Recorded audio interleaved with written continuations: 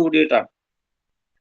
അപ്പോ അത് ഉണ്ടാക്കിയിട്ടുള്ള ഒരു ചലനം അത് നിസ്സാരമല്ല. പിന്നീട് നമുക്കറിയാം ഈ നരേന്ദ്രമോദി സർക്കാർ വന്നതിന് ശേഷം വളരെ വ്യാപകമായിട്ട് നമ്മൾ 3 വിഷയങ്ങളെ ആധാരമാക്കിക്കൊണ്ടുള്ള ആഗോളതലത്തിൽ നമ്മളുടെ ഒരു വലിയ മുന്നേറ്റം നമ്മൾ വളരെ ഇന്റൻഷനലി നടത്തിക്കൊണ്ടിരിക്കുന്നതാണ്. ഒന്ന് ആയുർവേദത്തിന്റെ പ്രചാരമാണ്, മറ്റൊന്ന് യോഗയുടെ പ്രചാരമാണ്, മറ്റൊന്ന് നമ്മളെ സംബന്ധിച്ചിടത്തോളം നമ്മളുടെ എൻവയോൺമെന്റൽ പ്രൊട്ടക്ഷനായിട്ട് ബന്ധപ്പെട്ട കാര്യമാണ്. അതിലാണ് നമ്മളിപ്പോൾ സോളാറിന്റെ കാര്യത്തിലൊക്കെ നമ്മളിപ്പോൾ ജർമ്മനിയെ പോലും കടത്തി വെട്ടിക്കൊണ്ട് നമ്മൾ മുൻനിരയിലേക്ക് വന്നുകൊണ്ടിരിക്കുന്നത്. അതായത് ലോക നന്മയ്ക്ക് വേണ്ടിയിട്ട് നമ്മളുടെ വിജ്ഞാനത്തെ പ്രയോജനപ്പെടുത്തണം, നമ്മളൊരു മൊണോപ്പൊളി അല്ല ആഗ്രഹിക്കുന്നത് എന്നുള്ള ഭാരതത്തിന്റെ ഒരു തത്വം അതിന് വളരെ ഭംഗിയായിട്ട് കൊണ്ടുപോകാനായിട്ട് നമ്മളുടെ നിലവിലെ സർക്കാരിന് സാധിക്കുന്നു എന്നുള്ളത് കൊണ്ട് അതിൻ്റെ ഒരു ഇമ്പാക്റ്റ് ലോകത്തിന്റെ എല്ലാ വേദികളിലും എല്ലാ ശാസ്ത്ര വിഷയങ്ങളിലും ഒപ്പം തന്നെ ഈ പരിസ്ഥിതി വിഷയങ്ങളിലൊക്കെ നിഴലിക്കുന്നുണ്ട്. അപ്പൊ ഇതാണ് ഇതിന്റെ ഒരു പ്രധാനപ്പെട്ട പശ്ചാത്തലം. ഇനി നമ്മളെ സംബന്ധിച്ചിടത്തോളം നമ്മളിത് ചിന്തിക്കുമ്പോൾ സംഘപ്രസ്ഥാനത്തിന്റെ ഭാഗം എന്നുള്ള നിലയിൽ നമ്മളിതിൽ ചിന്തിക്കുമ്പോൾ സംഘപ്രസ്ഥാനത്തിന്റെ ഒരു അടിസ്ഥാനം നമ്മളെപ്പോഴും പറയാറുണ്ട്. നമ്മൾ എന്ത് വിഷയത്തെക്കുറിച്ച് ചിന്തിക്കുമ്പോഴും നമ്മൾ ഭാരത സെൻട്രിക് ആയിട്ട് ചിന്തിക്കണം, ഭാരതത്തിനെ കേന്ദ്രബിന്ദുവാക്കിക്കൊണ്ട് ചിന്തിക്കണം എന്ന് പറയാറുണ്ട്.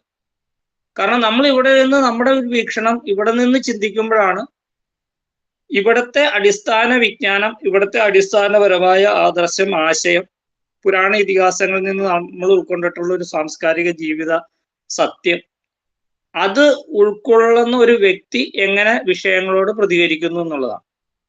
അത് ഒരു പാശ്ചാത്യൻ പാശ്ചാത്യനെ സംബന്ധിച്ചിടത്തോളം ഈ ഭൂമിയിലെ എല്ലാം അവന് അവന് വേണ്ടിയിട്ടുള്ളതാണ് എന്ന് പറയുമ്പോൾ നമ്മൾ നേരെ തിരിച്ചാണ് നമ്മളുടെ പ്രകൃതം. അതുകൊണ്ടിട്ടാണല്ലോ മറ്റുള്ളവർ ചൂഷണത്തെക്കുറിച്ച് ചിന്തിക്കുമ്പോൾ നമ്മൾ ദോഹനത്തെക്കുറിച്ച് ചിന്തിക്കുന്നു, കറന്നെടുക്കുക എന്നുള്ള സംസ്കാരത്തിലേക്ക് നമ്മൾ വരുന്നു എന്ന് പറയുന്നത് നമ്മുടെ ഭാരതീയ സംസ്കാരത്തിന്റെ ഏറ്റവും വലിയ ഒരു ആഴത്തിലുള്ള നമ്മളുടെ ഒരു കൺസെപ്റ്റാണ്.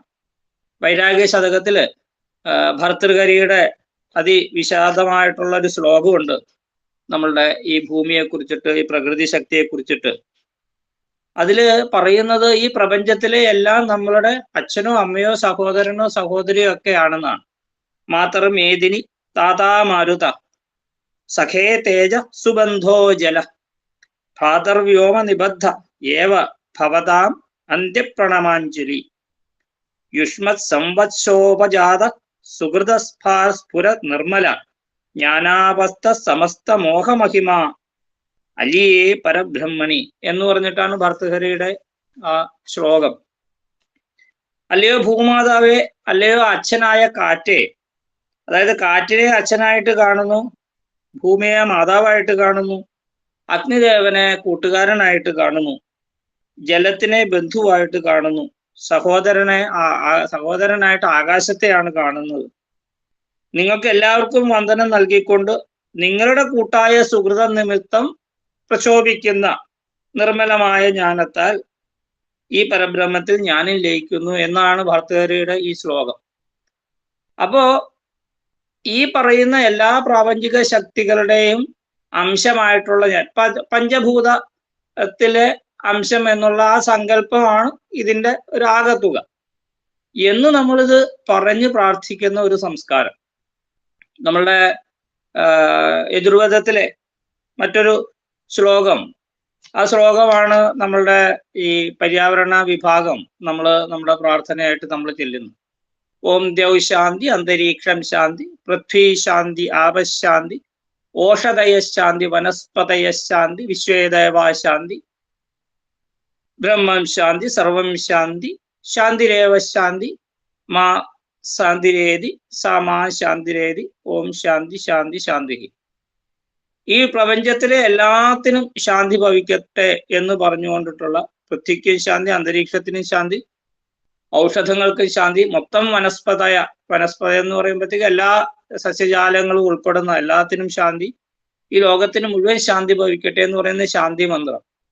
ഇങ്ങനെ ഒരു സമഗ്രമായ ശാന്തി മന്ത്രം ചെല്ലുന്ന നമ്മളാണോ വിശ്വശാന്തിക്ക് വേണ്ടിയിട്ട് പ്രവർത്തിക്കേണ്ടത്? അല്ലെങ്കിൽ ഇന്ന് നമ്മളെ പൊളിറ്റിക്കലി നമുക്ക് വേണമെങ്കിൽ വിമർശിച്ചുകൊണ്ട് പറയാവുന്ന തരത്തിലുള്ള ലോകസമാധാനം ത്തിന്റെ വക്താക്കൾ എന്ന് പറയുന്ന ആളുകൾ, അല്ലെങ്കിൽ വിശ്വമാനവികതയുടെ വക്താക്കൾ എന്ന് പറയുന്നവര് കാണിച്ചു കൂട്ടുന്ന കോപ്രായങ്ങളും അതിരൂക്ഷമായ ആക്രമണങ്ങളും യുദ്ധങ്ങളും അതിനെയൊക്കെ അപേക്ഷിച്ച് നോക്കുമ്പോൾ ഈ വിശ്വശാന്തി ധർമ്മത്തിൽ പ്രവർത്തിക്കുന്ന നമ്മളാണോ ഈ ലോകത്തിന് വഴി കാട്ടേണ്ടത് എന്ന ചോദ്യത്തിന് ഇന്ന് ലോകത്തിൽ ഉണ്ടാക്കുന്ന മാറ്റങ്ങൾ ഒരു നല്ല ഉത്തരവാണ്. കാരണം ഭാരതം ഇന്ന് വിശ്വഗുരു സ്ഥാനത്തിലേക്ക് എന്തുകൊണ്ട് നടന്നെടുക്കുന്നു എന്ന് ചോദിച്ചാൽ അതിനുത്തരം നമ്മൾ ലോകത്തിന്റെ മുന്നിൽ ശാന്തിയും സമാധാനത്തിന്റെയും ഒരു വലിയ ശക്തമായ കരം നീട്ടിക്കൊണ്ട് നിൽക്കുന്നു എന്നത് തന്നെയാണ്.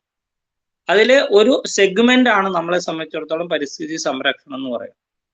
അപ്പൊ അതിൻ്റെ ഒരു അടിസ്ഥാനം ഈ പറയുന്ന വേദമന്ത്രങ്ങളും ഈ പറയുന്ന നമ്മളുടെ ഒരു അതിലൂന്നിയ നമ്മളുടെ ഒരു സംസ്കാരമാണ്.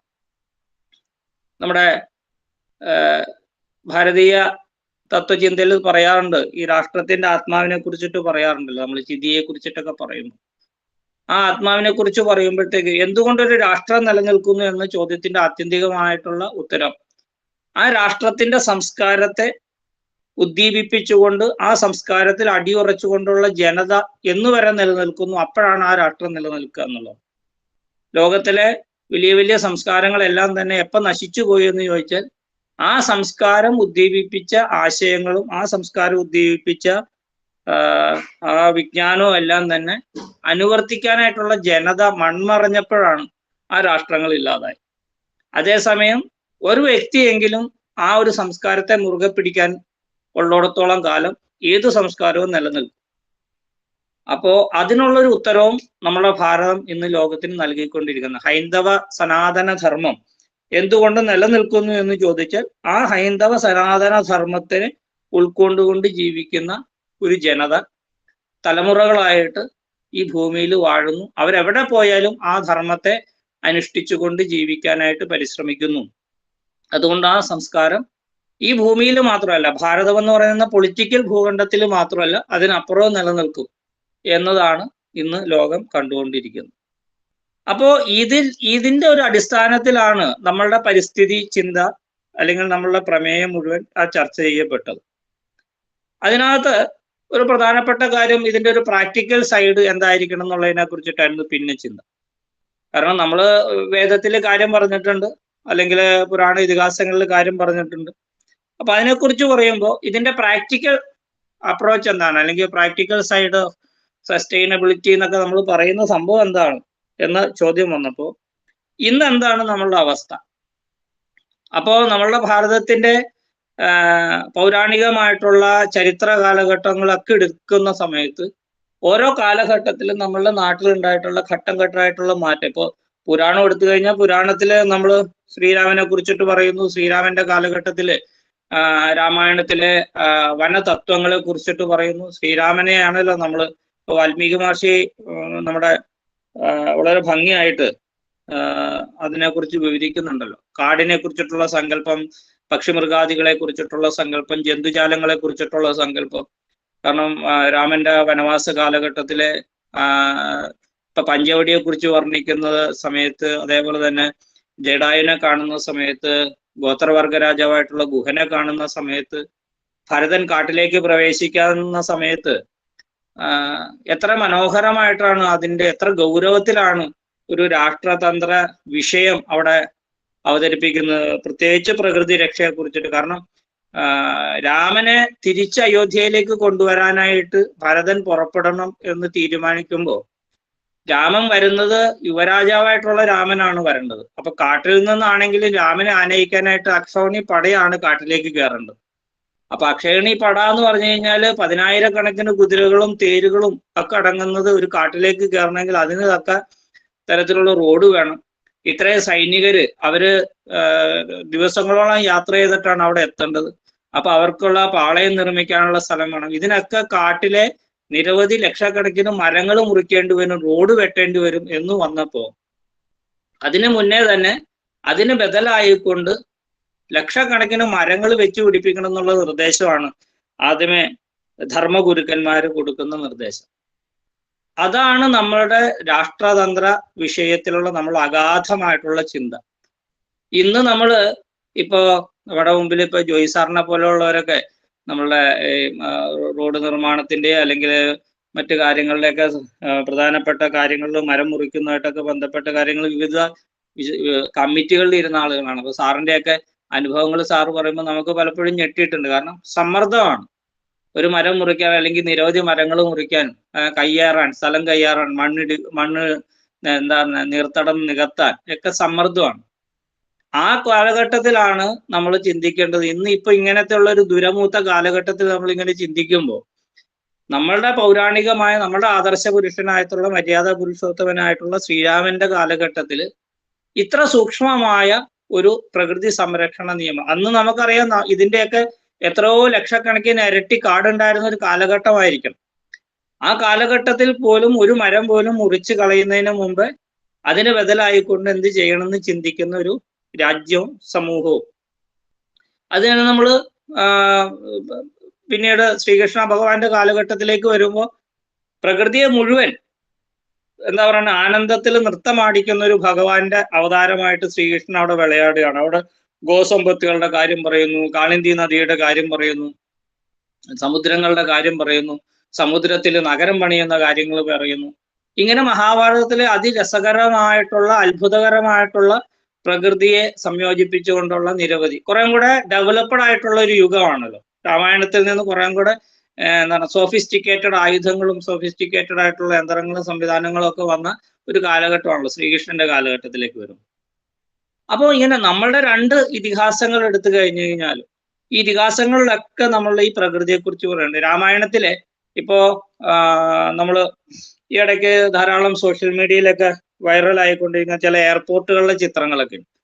എയർപോർട്ടുകളുടെ സൗന്ദര്യവൽക്കരണത്തിൽ ഇപ്പോ അതിനകം മുഴുവൻ ഗ്രീൻ ഇതാക്കുന്ന ഗ്രീൻ എന്താ പറയുക നമ്മള് വനം പോലെ മനോഹരമാക്കുന്നതിനെ കുറിച്ചിട്ട്. അപ്പോൾ നമ്മുടെ ബാംഗ്ലൂരിലെ ഇപ്പോഴത്തെ പുതിയ എയർപോർട്ട് ഡിസൈൻ ചെയ്തിട്ടുള്ള നമ്മുടെ ഒരു വ്യക്തിയുണ്ട്. ഞാൻ പെട്ടെന്ന് അതിന്റെ പേര് ഞാൻ മറന്നുപോയി. അദ്ദേഹം നമ്മുടെ പരിസ്ഥിതി സംരക്ഷണ സമിതിയായിട്ട് വളരെ അടുത്ത് പ്രവർത്തിക്കുന്ന ആളാണ്. മാംഗ്ലൂരുകാരനാണ് അദ്ദേഹം.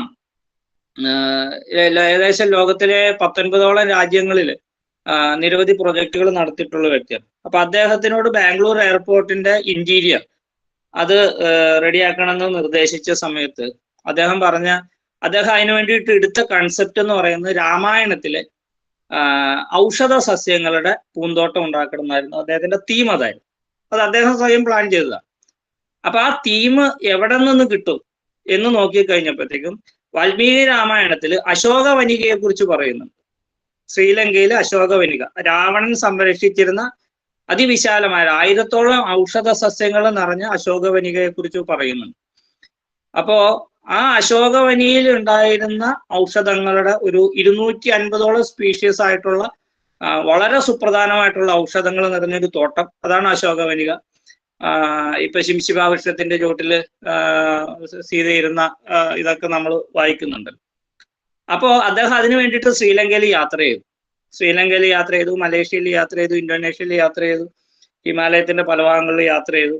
അങ്ങനെ ഒറിജിനൽ അതിന്റെ സോഴ്സിലുള്ള എല്ലാ വിധത്തിലുള്ള സസ്യങ്ങളുടെ ലിസ്റ്റ് തയ്യാറാക്കി അത് കൊണ്ടുവന്നിട്ട് അത് വെച്ചിട്ടാണ് ബാംഗ്ലൂരിലെ എയർപോർട്ടിന്റെ ഒരു സുപ്രധാനമായിട്ടുള്ള ടെർമിനൽ ഡിസൈൻ ചെയ്തിരിക്കുന്നത്.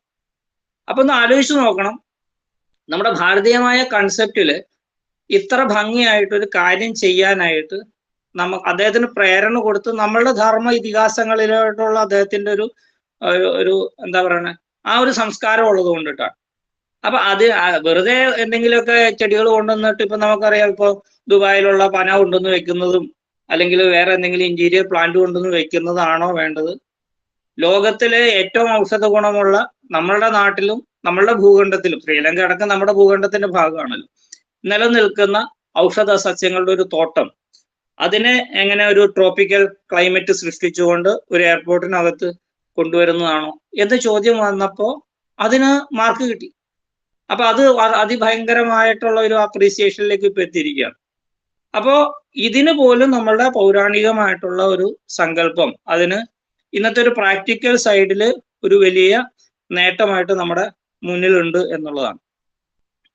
അതേപോലെ തന്നെ നമ്മളുടെ ഈ പുരാണത്തിൽ നിന്ന് ചരിത്രത്തിലേക്ക് വരുമ്പോൾ ഇപ്പോ അശോക ചക്രവർത്തിയെ എടുത്തു കഴിഞ്ഞാൽ, വിക്രമാദിത്യനെ എടുത്തു കഴിഞ്ഞാൽ സമുദ്രഗുപ്തനെ എടുത്തു കഴിഞ്ഞാൽ, പുഷ്യമിത്രനെ എടുത്തു കഴിഞ്ഞാൽ, ഇങ്ങനത്തെ നമ്മളുടെ മുഗള ഭരണ കാലഘട്ടത്തിന് മുമ്പ് നമ്മുടെ എന്താ പറയുക യവന കാലഘട്ടം മുതലുള്ള അധിനിവേശ ശക്തികൾക്കെതിരെ പോരാടിയിട്ടുള്ള ആളുകൾ, അവരുടെ ഒരു കാലഘട്ടത്തിൽ അവര് സ്ഥാപിച്ചിരുന്ന നഗരങ്ങളുടെ ഒരു ഇൻഫ്രാസ്ട്രക്ചറിനെ കുറിച്ചിട്ട് അതിനെക്കുറിച്ചിട്ടുള്ള ഒരു പഠനമുണ്ട്. ഇപ്പോഴത്തെ നമ്മുടെ പുരാവസ്തു ഖനന വകുപ്പുകളൊക്കെ ഇപ്പൊ അയോധ്യ ഖനനമൊക്കെ നടത്തുന്നതായിട്ട് ബന്ധപ്പെട്ട കാര്യങ്ങളൊക്കെ നമുക്കറിയാലോ. അപ്പോ ഇങ്ങനെയുള്ള ഇതിലെല്ലാം തന്നെ എത്ര ഭംഗിയായിട്ടാണ് പരിസ്ഥിതിയെ സംരക്ഷിച്ചുകൊണ്ട് നമ്മളുടെ നഗര നിർമ്മിതി നടന്നത് എന്ന് വളരെ വിശദമായിട്ട് ഓരോ ഖനനത്തിലും പറയുന്നുണ്ട്.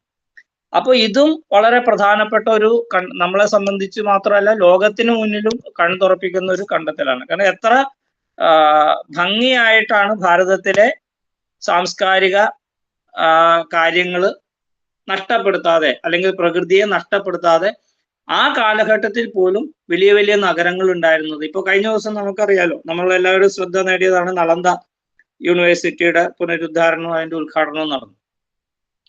അപ്പൊ ആ നളന്ദയെ സംബന്ധിച്ചിട്ട് അതിന്റെ എക്സ്കവേഷന്റെ സമയത്ത് കണ്ടെത്തിയ അനുസരിച്ചിട്ട് നമുക്കറിയാം ഇന്നത്തെ നമ്മളുടെ IIT എടുത്തു കഴിഞ്ഞാലോ പല IIT-കളും എടുത്തു കഴിഞ്ഞാലോ ഇത്രയും കുട്ടികളും ഇത്രയും അധ്യാപകരും ഒരുമിച്ച് താമസിക്കുന്ന കേന്ദ്രങ്ങൾ, അതിന്റെ ഇൻഫ്രാസ്ട്രക്ചർ, അതിനു വേണ്ടിയിട്ടുള്ള മറ്റ് ഫെസിലിറ്റീസിന്റെ കാര്യത്തിൽ ഇപ്പോഴും നമ്മൾ പല ആധുനിക നമ്മൾ കിടന്നിട്ട് പെടാപ്പാട് പെടുമ്പോൾ ആ ഒരു കാലഘട്ടത്തില് എത്ര ഭംഗിയായിട്ടാണ് ഒരു യൂണിവേഴ്സിറ്റി പ്രവർത്തിച്ചത് എന്നുള്ളത് നമ്മുടെ മുമ്പിൽ ഒരു വലിയൊരു ഉദാഹരണമാണ്.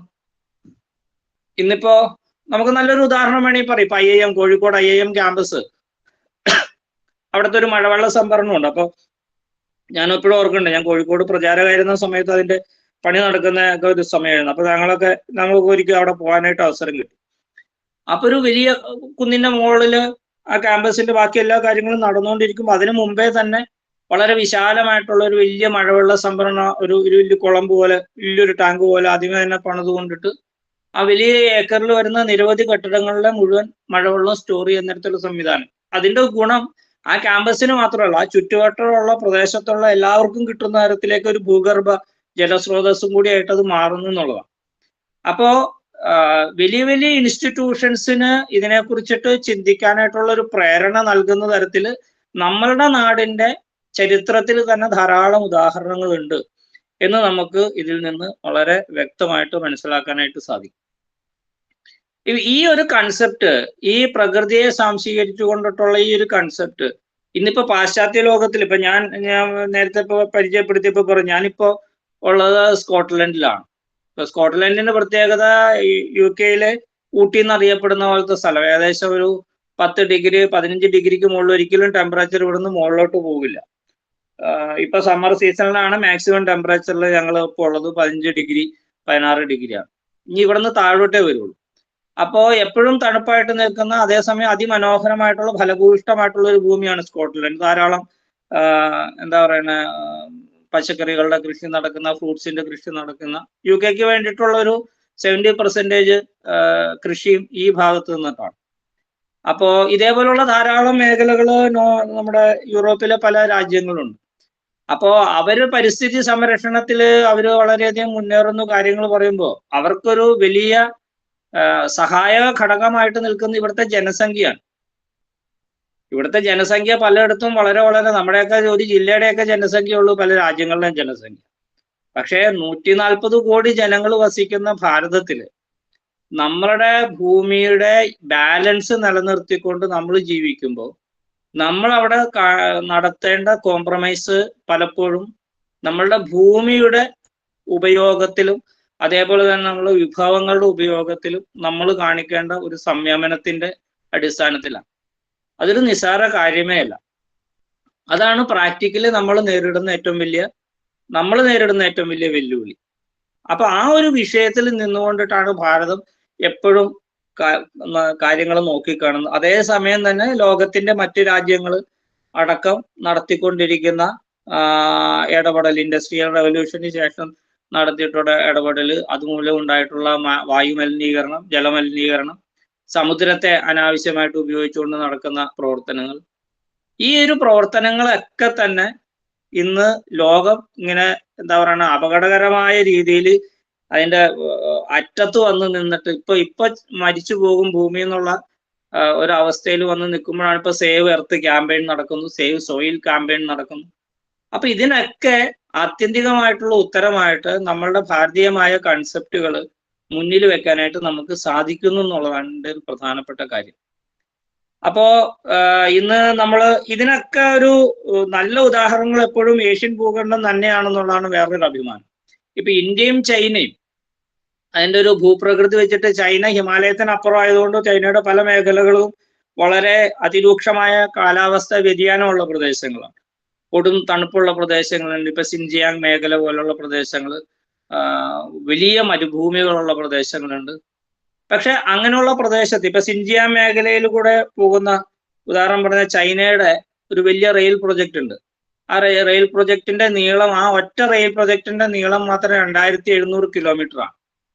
അതിലൂടെ ആ റെയില് ഇപ്പൊ ഓടിച്ചു തുടങ്ങി, ട്രെയിൻ ഓടിച്ചു തുടങ്ങി. പക്ഷേ അവിടെ അതിന്റെ നിർമ്മാണ സമയത്തുള്ള അവർ നേരിടുന്ന ഒരു വലിയ പ്രശ്നം, അതിശക്തമായ മരുഭൂമി ആയതുകൊണ്ടും അതിദീർഘമായ മരുഭൂമി ആയതുകൊണ്ടും ശക്തമായ പൊടിക്കാറ്റില് ഈ റെയില് പോലും മൂടിപ്പോകുന്ന തരത്തിലുള്ള അവസ്ഥകളുണ്ട്. അപ്പോൾ ഇതിനെ എങ്ങനെ തരണം ചെയ്യാം എന്ന് നോക്കിക്കഴിഞ്ഞ സമയത്ത് അവർ ചിന്തിച്ചത്, ഈ റെയില് കടന്നു പോകുന്ന രണ്ടു വശങ്ങളിലേക്ക് ഓരോ കിലോമീറ്റർ പ്രദേശം മുഴുവനായിട്ട് ഒരു വനവൽക്കരണം നടത്തിക്കൊണ്ടിരിക്കുകയാണ്. അതിന്റെ വീഡിയോസ് ഒക്കെ ലഭ്യമാണ്. നമുക്കത് ഞാനത് കുറെ നേരം ഇരുന്ന് നോക്കി കണ്ടു. അപ്പോ കാരണം ഭാരതം അത് വെച്ച് നോക്കുമ്പോൾ വളരെ അനുഗ്രഹീതമായ ഭൂമിയാണ്. നമുക്ക് അങ്ങനത്തെ ഒരു അഡ്വേഴ്സ് കണ്ടീഷൻസ് ഉള്ള ഒരു ഭൂവിഭാഗം ഇല്ല എന്നുള്ളതാണ്. കാരണം നമുക്ക് അങ്ങനെ ഒരു 50 കിലോമീറ്ററിന് അപ്പുറത്തേക്ക് ഒരു മനുഷ്യന് എത്തിപ്പെടാൻ പറ്റാത്ത അങ്ങനത്തെ കേന്ദ്രങ്ങളൊന്നും നമ്മുടെ ഭാരതത്തിലില്ല. നമുക്ക് എങ്ങനെയും നമുക്ക് നമ്മുടെ ക്ലൈമറ്റിനെ തിരിച്ചു പിടിക്കാൻ പറ്റുന്ന ധാരാളം സംവിധാനങ്ങളുണ്ട്. അതേസമയം ചൈന പോലെയുള്ള അല്ലെങ്കിൽ റഷ്യയുടെ സൈബീരിയ പോലെയുള്ള പ്രദേശങ്ങളൊക്കെ എന്ന് പറഞ്ഞു കഴിഞ്ഞാൽ ഒരു മനുഷ്യന് ചിന്തിക്കാവുന്നതിലും അപ്പുറമുള്ള ഭൂപ്രദേശം അങ്ങനെ തരിശായിട്ട് കിടക്കുന്നു, അല്ലെങ്കിൽ ഒരു കാലാവസ്ഥാപരമായിട്ടുള്ള വലിയ പ്രശ്നങ്ങളായിട്ടാണ്. അവിടെയാണ് പടവെട്ടി ഈ മനുഷ്യൻ ഭൂമിയെ തിരിച്ചു പിടിക്കാനായിട്ട് ശ്രമിക്കുന്നത്.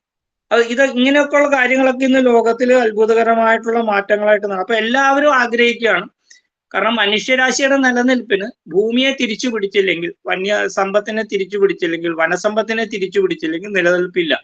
അപ്പൊ ചൈന ഇങ്ങനെ വനങ്ങൾ ഉണ്ടാക്കിക്കൊണ്ടിരിക്കുകയാണ്. അതിന് വേണ്ടിയിട്ട് അവർക്ക് പിന്നെ അതിന്റെ അടിമപ്പണി പോലെ ചെയ്യാനായിട്ട് പട്ടാളും ഒക്കെ ഉള്ളതുകൊണ്ട് ആ കാര്യങ്ങൾ കുറെ അങ്ങോട്ട് നടക്കും. അപ്പോ അതിൽ അവർ വിജയിച്ചുകൊണ്ടിരിക്കുന്നു ആ കാര്യം. അപ്പോ ഇതിന്റെയൊക്കെ പിന്നില് ഈ വനസമ്പത്ത് അല്ലെങ്കിൽ വൃക്ഷസമ്പത്ത്, അതുപോലെ തന്നെ ജലസമ്പത്ത്, ഇതിനെല്ലാം തന്നെ ക്രമീകരിച്ചുകൊണ്ട് ജീവിച്ചില്ലെങ്കിൽ മനുഷ്യന്റെ ഒരു വികസനത്തിന് നിലനിൽപ്പില്ല, ആത്യന്തികമായിട്ടുള്ള നിലനിൽപ്പില്ല എന്ന് കാണിക്കുകയാണ്. ഇത് ചരിത്രകാലത്തിലും ഇതിഹാസ കാലത്തിലും ഭാരതം കാണിച്ചതിന്റെ ഒരു എന്താണ് തുടർച്ചയാണ്. അപ്പൊ അതിന്റെ ഒരു വലിയ പഠനവും ആ സമയത്ത് നമ്മൾ നടത്തിയിട്ടുള്ള കാര്യങ്ങളും അതിൽ നിന്ന് നമുക്ക് കിട്ടിയ പാഠങ്ങളും, ഇങ്ങനെയുള്ള ഒരു വലിയ വിജ്ഞാന സമ്പത്തും അതിന്റെ ഒരു പ്രാക്ടിക്കൽ യൂണിവേഴ്സിറ്റി തലത്തിലോ അല്ലെങ്കിൽ പഠന രംഗത്തോ തൊഴിൽ രംഗത്തോ ഒരു കാലഘട്ടത്തിൽ നമ്മൾ വിസ്മരിച്ചു പോയതെല്ലാം നമ്മൾ ഇപ്പൊ തിരിച്ചു പിടിച്ചുകൊണ്ടിരിക്കുകയാണ് ഭാരതം. അതുകൊണ്ടിട്ടാണ് ഇപ്പൊ നളന്ദ സർവകലാശാലയുടെ ഉദാഹരണമൊക്കെ ഞാൻ പറഞ്ഞത്. അങ്ങനെയൊക്കെ ഉള്ള ഒരു വലിയ ഒരു കാര്യങ്ങൾ ഒരു വശത്ത് നടക്കുമ്പോൾ ഒരു സംഘടന എന്നുള്ള നിലയിൽ നമ്മൾ ഇതിനെ എങ്ങനെ നോക്കിക്കാണണം എന്നുള്ളതാണ്. അപ്പൊ അവിടെ സംഘത്തിന്റെ പ്രവർത്തനത്തിന്റെ അടിസ്ഥാനം എന്ന് പറയുന്നത്, സംഘപ്രവർത്തനത്തിന്റെ ഓരോ ഡിപ്പാർട്ട്മെന്റുകളും ഉരുത്തിരിഞ്ഞു വന്നത്, അതിനകത്ത് പറയുന്ന കൃത്യമായിട്ടുള്ള കാര്യമുണ്ട്. അതായത് വ്യവസ്ഥിതിയല്ല മാറേണ്ടത് മനസ്ഥിതിയാണ് എന്നതാണ് സംഘത്തിന്റെ പ്രവർത്തനത്തിന്റെ അടിസ്ഥാന തത്വം. അതായത് ഹൈന്ദവ ധർമ്മം നിലനിൽക്കണം, സംസ്കാരം നിലനിൽക്കണം, സമാജം നിലനിൽക്കണം. സംഘത്തിന്റെ പ്രതിജ്ഞയിൽ പറയുന്നതാണ്. ഈ പുണ്യമായിട്ടുള്ള ഹൈന്ദവ ധർമ്മത്തെയും സംസ്കാരത്തെയും സമാജത്തെയും സംരക്ഷിച്ചുകൊണ്ട് ഞാൻ ഹിന്ദു രാഷ്ട്രത്തിന്റെ അംഗഭൂതമായിട്ട് ഞാൻ പ്രവർത്തിക്കുന്നു എന്നുള്ള സംഘപ്രതിജ്ഞയിലെ ഒരു പ്രധാനപ്പെട്ട വാചകമാണ്. അപ്പൊ അങ്ങനെ അംഗഭൂതമായിട്ട് പ്രവർത്തിക്കണമെങ്കിൽ ഒരു പ്രവർത്തകൻ പ്രവർത്തിക്കണം, അവന്റെ മനസ്സ് ആ തരത്തിൽ രൂപപ്പെടണം. അപ്പൊ അവന്റെ മനസ്സ് രൂപപ്പെടണമെങ്കിൽ അതിനു വേണ്ടിയിട്ടുള്ള ആശയം എന്താണ് എന്ന് ചോദിച്ചാൽ ആ ആശയം ഈ പറഞ്ഞ കാര്യങ്ങളെല്ലാം കൂടെ ചേർന്നതാണ്. കാരണം ഒരു വ്യക്തി ഇവിടെ ഒരു ഹൈന്ദവ ധർമ്മത്തിൽ അടിസ്ഥാനമായിട്ട് ജീവിക്കുമ്പോൾ അവൻ ജീവിക്കുന്ന സമയത്ത്, അവൻ ജനിക്കുന്ന സമയം മുതലേ അവനിലേക്ക് കടന്നു വരുന്ന ഒരു സാംസ്കാരികമായിട്ടുള്ള ഒരു ഭൂമികയുണ്ട്. അത് പ്രാർത്ഥനാ രൂപത്തിലാവാം, അല്ലെങ്കിൽ എന്താ പറയുക ആചരണങ്ങളുടെ രൂപത്തിലാവാം, ആഘോഷങ്ങളുടെ രൂപത്തിലാവാം. എല്ലാത്തിലും അതിനകത്ത് പ്രകൃതി അങ്ങനെ വളരെ ബാലൻസ്ഡ് ആയിട്ട് ഇങ്ങനെ സമന്വയിപ്പിച്ച് പോകുന്നു. ഉദാഹരണം പറഞ്ഞു കഴിഞ്ഞാൽ, നമ്മളുടെ ആരാധനകൾ എടുക്കുമ്പോൾ നമ്മുടെ ഭാരതത്തിന്റെ കൺസെപ്റ്റ് അനുസരിച്ചിട്ട് നമ്മളിപ്പോ യോഗശാസ്ത്രം മുതൽ ഈ പ്രകൃതിയെ കുറിച്ചിട്ടാണ് 84 ലക്ഷത്തോളം ജീവികളുടെ അവരുടെ പോസ്റ്ററുകൾ എടുത്തുകൊണ്ടിട്ടാണ് യോഗശാസ്ത്രത്തിന്റെ ഒരു ആവിർഭാവം എന്ന് നമ്മുടെ ഗ്രന്ഥങ്ങളിൽ പരാമർശിച്ചുണ്ട്. അപ്പൊ അതില് പറയുന്നുണ്ട്, യോഗശാസ്ത്രം എന്ന് പറയുന്ന ആ സങ്കല്പം അത് ആദ്യമായിട്ട് ഈ ഭൂമിയിൽ കൊണ്ടുവന്നത്, ദേവന്മാരിലേക്ക് കൊണ്ടുവന്നത് ആദിയോഗി എന്നറിയപ്പെടുന്ന ശിവഭഗവാനാണെന്ന് പറയുന്നു. ശിവഭഗവാനിൽ നിന്ന് അത് സപ്തർഷികളിലേക്ക് എത്തുകയും സപ്തർഷികളിൽ അഗസ്ത്യമുനി ആ യോഗശാസ്ത്രത്തിന്റെ ആ തത്വത്തെ വീണ്ടും താഴേക്ക് പ്രചരിപ്പിച്ചെന്നും അതിനെ പിന്നീട് വളരെ കൃത്യമായിട്ടുള്ള അഷ്ടാംഗ യോഗം എന്നുള്ള തരത്തിലേക്ക് നമ്മുടെ പതഞ്ജലി മഹർഷി കൊണ്ടുവന്നു എന്നുള്ളതാണ് ശാസ്ത്രം പറയുന്നത്. അപ്പൊ ഈ ഒരു സീക്വൻസ് നമ്മൾ പരിശോധിക്കുമ്പോൾ ഈ ശിവഭഗവാന്റെ ശിവകുടുംബം എന്ന് പറഞ്ഞൊരു സങ്കല്പമുണ്ട്. ഈ പ്രകൃതി ശക്തി എന്താണ്, പ്രകൃതി ശക്തിയുടെ സമന്വയം എന്താണെന്നുള്ളത് കാണാനായിട്ട് എപ്പോഴും വളരെ രസകരമായിട്ട് പണ്ഡിതന്മാര് നമ്മൾക്ക് മുന്നിൽ വയ്ക്കുന്ന ഒരു സങ്കല്പം എന്ന് പറയുന്നത് ഈ ശിവകുടുംബ സങ്കല്പമാണ്. അതായത് കൈലാസത്തിലെ ആ ഒരു പറയുന്ന ഒരു സ്പെഷ്യൽ എനർജി പോയിന്റ് ആയിട്ടുള്ള കൈലാസത്തിലിരിക്കുന്ന ശിവൻ, ആ ശിവൻ അതിശക്തനായിട്ട് ശിവൻ ഇരിക്കുമ്പോൾ തന്നെ ശിവനോട് സംയോജിപ്പിച്ചുകൊണ്ട് അർദ്ധനാരീശ്വര സങ്കല്പത്തിൽ നമുക്ക് പാർവതി കൂടെ നിൽക്കുന്നു. ഒരു എനർജി സോഴ്സ്, ഒരു സ്ത്രീ പുരുഷ സംയോഗം എന്ന പോലെ തന്നെ ലോകത്തിന്റെ വലിയൊരു എനർജി സോഴ്സ് ആയിട്ട് അവിടെ നിലകൊള്ളുന്നു. ശിവന്റെ രൂപത്തെക്കുറിച്ച് വർണ്ണിക്കുന്നു. ശിവന്റെ രൂപത്തെക്കുറിച്ച് വർണ്ണിക്കുമ്പോഴത്തേക്ക് ശിവന്റെ തലയിൽ നിന്ന് ഗംഗ ഉത്ഭവിക്കുന്നു, ജടയിൽ നിന്ന് ഗംഗ ഉത്ഭവിക്കുന്നു. അതിശക്തമായിട്ടുള്ള ആ ഗംഗയുടെ ഒരു വലിയ ഒരു ശക്തി, അത് ഊർജമായിട്ടും വെള്ളമായിട്ടും ഒക്കെ ഈ ഭാരതഭൂമിയെ മുഴുവൻ എന്താ പറയുന്ന ഫലഭൂയിഷ്ടമാക്കിക്കൊണ്ട് ഒഴുകിക്കൊണ്ടിരിക്കുന്നു. അതേ ഭഗവാന്റെ കഴുത്തില് സർപ്പം അങ്ങനെ നിറഞ്ഞു നിൽക്കുകയാണ്. ആ സർപ്പത്തിന് ഒപ്പം തന്നെ ഭഗവാന്റെ വാഹനമായിട്ട് നന്ദി അവിടെ നിൽക്കുന്നു. നന്ദിയുടെ നേരെ ശത്രുവായിട്ടുള്ള സിംഹം തൊട്ടിപ്പുറത്ത് ദേവിയുടെ വാഹനമായിട്ട് തൊട്ടടുത്ത് തന്നെ ഇരിക്കുന്നു. അപ്പോ അതിനിടയില് ശ്രീ മുരുകൻ ആയിട്ടുള്ള മകൻ അവിടെയുണ്ട്. മകന്റെ വാഹനമായിട്ട് മയിൽ അവിടെയുണ്ട്. മയില് ശരിക്കും പറഞ്ഞ പാമ്പുമായിട്ട് ബന്ധപ്പെട്ട് നോക്കുമ്പോഴത്തേക്കും ശത്രുവാണ്. ശ്രീ ഗണപതി ഭഗവാന്റെ വാഹനമായിട്ട് മൂഷികനെ അവിടെ കാണുന്നു. മൂഷികനെ സംബന്ധിച്ച് നോക്കുമ്പോഴത്തേക്കും പാമ്പ് അവിടെയുണ്ട്. ശിവഭഗവാന്റെ കഴുത്തിൽ പാമ്പുണ്ട്. അപ്പോ പരസ്പരം ശത്രുതയാണ് അല്ലെങ്കിൽ കൊന്നു തിന്നുമെന്ന് തോന്നുന്ന ജീവികൾ പോലും ഒരു കുടുംബ സങ്കല്പത്തിലേക്ക് കൊണ്ടുവന്നുകൊണ്ട് അവരെല്ലാവരും കൂടെ ഒരുമിപ്പിച്ചിട്ടുള്ള ഒരു ബാലൻസ്ഡ് ഒരു വെർഷൻ അവിടെ ശിവകുടുംബത്തിൽ കാണുകയാണ്. വളരെ രസകരമായിട്ടുള്ള ഒരു സങ്കല്പം, പ്രകൃതിയും ജീവജാലങ്ങളും ഒക്കെ കൂടെ ചേർന്നുള്ള രസകരമായിട്ടുള്ള സങ്കല്പം. ശ്രീരാമന്റെ കഥയിലും അതേപോലെ രാമായണത്തിലെ ഇതിഹാസത്തിലും ജടായുവിനെ പറയുന്നു, സമ്പാദിയെ പറയുന്നു, വാനരന്മാരെ കുറിച്ചിട്ട് പറയുന്നു, എന്തിന് അണ്ണാർക്കണ്ണനെ കുറിച്ച് വരെ പറയുന്നു. ഇങ്ങനത്തെ ഒരു സങ്കല്പം മുഴുവൻ നമ്മളുടെ ആരാധനയില്, നമ്മളുടെ പ്രാർത്ഥനയില് ശ്രീകൃഷ്ണ ഭഗവാനെ എടുക്കുന്ന സമയത്ത് ഗോക്കളെ കുറിച്ചിട്ട് പറയുന്നു. ഇങ്ങനെ ജീവിക്കുന്ന ഒരു മനുഷ്യന്റെ നിത്യജീവിതത്തില് ഇതിനോടൊക്കെയുള്ള ഒരു സ്നേഹമെന്ന് പറയുന്നത്, ഇതിനെ സംരക്ഷിക്കണമെന്ന് പറയുന്നത് ആത്യന്തികമായിട്ട് നമ്മുടെ രക്തത്തിൽ അലിഞ്ഞു ചേരുന്ന ഒരു സാംസ്കാരിക ജീവിത ശൈലിയുടെ ഭാഗമായിട്ട് രക്തത്തിൽ അലിഞ്ഞു ചേരുന്ന. അപ്പോ ഇത് ഉണ്ടാക്കുന്ന ഒരു അനുരണനമുണ്ട്. അത് നമ്മുടെ നിത്യജീവിതത്തിലെ ഭാഗമാണ്. ഇപ്പൊ ഉദാഹരണം പറഞ്ഞു കഴിഞ്ഞാൽ, ഇപ്പൊ കോലം വരയ്ക്കുന്നു, രാവിലെ എഴുന്നേറ്റിട്ട് കോലം വരയ്ക്കുന്നു. പ്രത്യേകിച്ച് ബ്രാഹ്മണ കുടുംബങ്ങളൊക്കെ ചെയ്യുന്ന കോലം വരയ്ക്കുമ്പോഴത്തേക്കും ഇന്ന് കോലം വരയ്ക്കാനുള്ള പൊടി മാർക്കറ്റിൽ നിന്ന് മേടിക്കുന്ന കാലഘട്ടമല്ലല്ലോ. മുമ്പ് അരിപ്പൊടി കൊണ്ട് കോലം വരയ്ക്കുന്നു. അരിപ്പൊടി കൊണ്ട് കോലം വരയ്ക്കുന്നത് ചാണകം മെഴുകിയ തറയിൽ അരിപ്പൊടി കൊണ്ട് കോലം വരയ്ക്കുന്നു. കോലം വരയ്ക്കുമ്പോഴത്തേക്ക് അരിപ്പൊടി തിന്നാനായിട്ട് ഉറുമ്പുകൾ വരുന്നു. ഈ വീട്ടില് രാവിലെ ഉണ്ടാക്കുന്ന ഭക്ഷണത്തിന്റെ തിളച്ചു വരുന്ന ചോറിൽ നിന്ന് അതിൽ നിന്ന് വരുന്ന പൂപോലെയുള്ള ആ ചോറ് എടുത്തിട്ട് ആദ്യമേ തന്നെ ഒരു സ്പൂൺ എടുത്തിട്ട് നേരെ അടുപ്പില് അഗ്നിയിലേക്ക് ആദ്യമേ കൊടുക്കുന്നു. അതേപോലെ തന്നെ നോർത്ത് ഇന്ത്യയിൽ വളരെ വ്യാപകമായിട്ടുണ്ട്. ആദ്യം ഉണ്ടാകുന്ന ഭക്ഷണം നേരെ ഗോക്കൾക്ക് കൊടുക്കുന്നു, അതിനുശേഷമായിട്ടാണ് മനുഷ്യൻ ഭക്ഷിക്കുന്നത്. ഇങ്ങനത്തെ ഒരു നിത്യജീവിതത്തിന്റെ സംസ്കാരം. ഇപ്പൊ ഞാൻ സംഘത്തിന്റെ പ്രചാരകൻ എന്നുള്ള നിലയിൽ കടലോര മേഖലകളിൽ 4-5 വർഷം പ്രവർത്തിച്ചിരുന്നു. പ്രത്യേകിച്ച് നമ്മുടെ വടക്കൻ മലബാറിലെ ഇപ്പൊ കോഴിക്കോട് ഒക്കെ ഉള്ള മേഖലകളിൽ നമ്മൾ വീടുകളിലൊക്കെ നമ്മൾ ഭക്ഷണം കഴിക്കാൻ പോകുമ്പോൾ ഇപ്പോഴും ഈ ആധുനിക യുഗത്തിലും വളരെ ചിട്ടയോടുകൂടി അവിടുത്തെ യുവാക്കളായിട്ടുള്ളവർ പോലും ചെയ്യുന്ന വളരെ നമുക്ക് വളരെ മാതൃകയോടുകൂടി നമുക്ക് കാണാൻ പറ്റുന്ന ഒരു പ്രവർത്തനമുണ്ട്. ഉച്ചയ്ക്ക് ഒരു ഭക്ഷണം കഴിക്കാൻ ഇരിക്കുമ്പോൾ എത്ര തിരക്ക് പിടിച്ച സമയമാണെങ്കിലും ചോറ് വിളമ്പി അവിടെ വെക്കുമ്പോൾ അതിനോടൊപ്പം തന്നെ വേറൊരു ഡവർ കൂടി കൊണ്ടുവന്ന് വെക്കും. അപ്പൊ നമ്മുടെ വീട്ടിലൊക്കെ ഞാൻ എറണാകുളത്ത് സിറ്റിയുടെ നടുക്ക് താമസിക്കുന്നത്, നമ്മുടെ വീട്ടിൽ കൂടുതൽ വേറൊരു ഡവർ കൊണ്ടെന്ന് വെച്ചാൽ അത് വേസ്റ്റ് ഇടാനായിട്ടുള്ള പാത്രമായിട്ടാണ് നമ്മൾ കണക്കാക്കുന്നത്. പക്ഷെ ഇവിടെ നേരെ തിരിച്ച് ആ പാത്രത്തില് വിളമ്പി വെച്ച ഭക്ഷണം എച്ചിലാക്കുന്നതിന് മുമ്പേ തന്നെ അതിൽ നിന്ന് ഒരു പിടി ചോറും അതിനകത്ത് കറികളും എടുത്തിട്ട് ആ ഡെവറയിൽ വെച്ചിട്ട് അവിടെ നിന്ന് എഴുന്നേറ്റ് ആ യുവാവായിട്ടുള്ള മകൻ കൊണ്ടുപോയിട്ട്, അല്ലെങ്കിൽ ആ വീട്ടിലെ ഗൃഹനാഥൻ കൊണ്ടുപോയിട്ട് കടലിന് അഭിമുഖമായിട്ട് എല്ലാ വീടിന്റെ അവിടെ ഒരു തറയുണ്ട്, ആ തറയെ കൊണ്ടുവന്ന് വെച്ചിട്ടാണ് തിരിച്ചു വന്നിട്ടാണ് പിന്നെ ഭക്ഷണം കഴിക്കാനിരിക്കുന്നത്. വീട്ടിൽ ആരെങ്കിലും ഒരാളെങ്കിലും അത് ചെയ്യും. ഒന്ന് ആലോചിച്ച് നോക്കണം. നമ്മളുടെ നാട്ടിലെ പ്രത്യേകിച്ച് കടലോര മേഖലകളിലെ ജീവിതശൈലിയിൽ വളരെ രൂഢമൂലമായിട്ടുള്ള ഏറ്റവും മാതൃകാപരമായിട്ടുള്ള പ്രവർത്തനങ്ങളിൽ ഒന്നാണ് ഇത് കാഴ്ചപ്പാട്.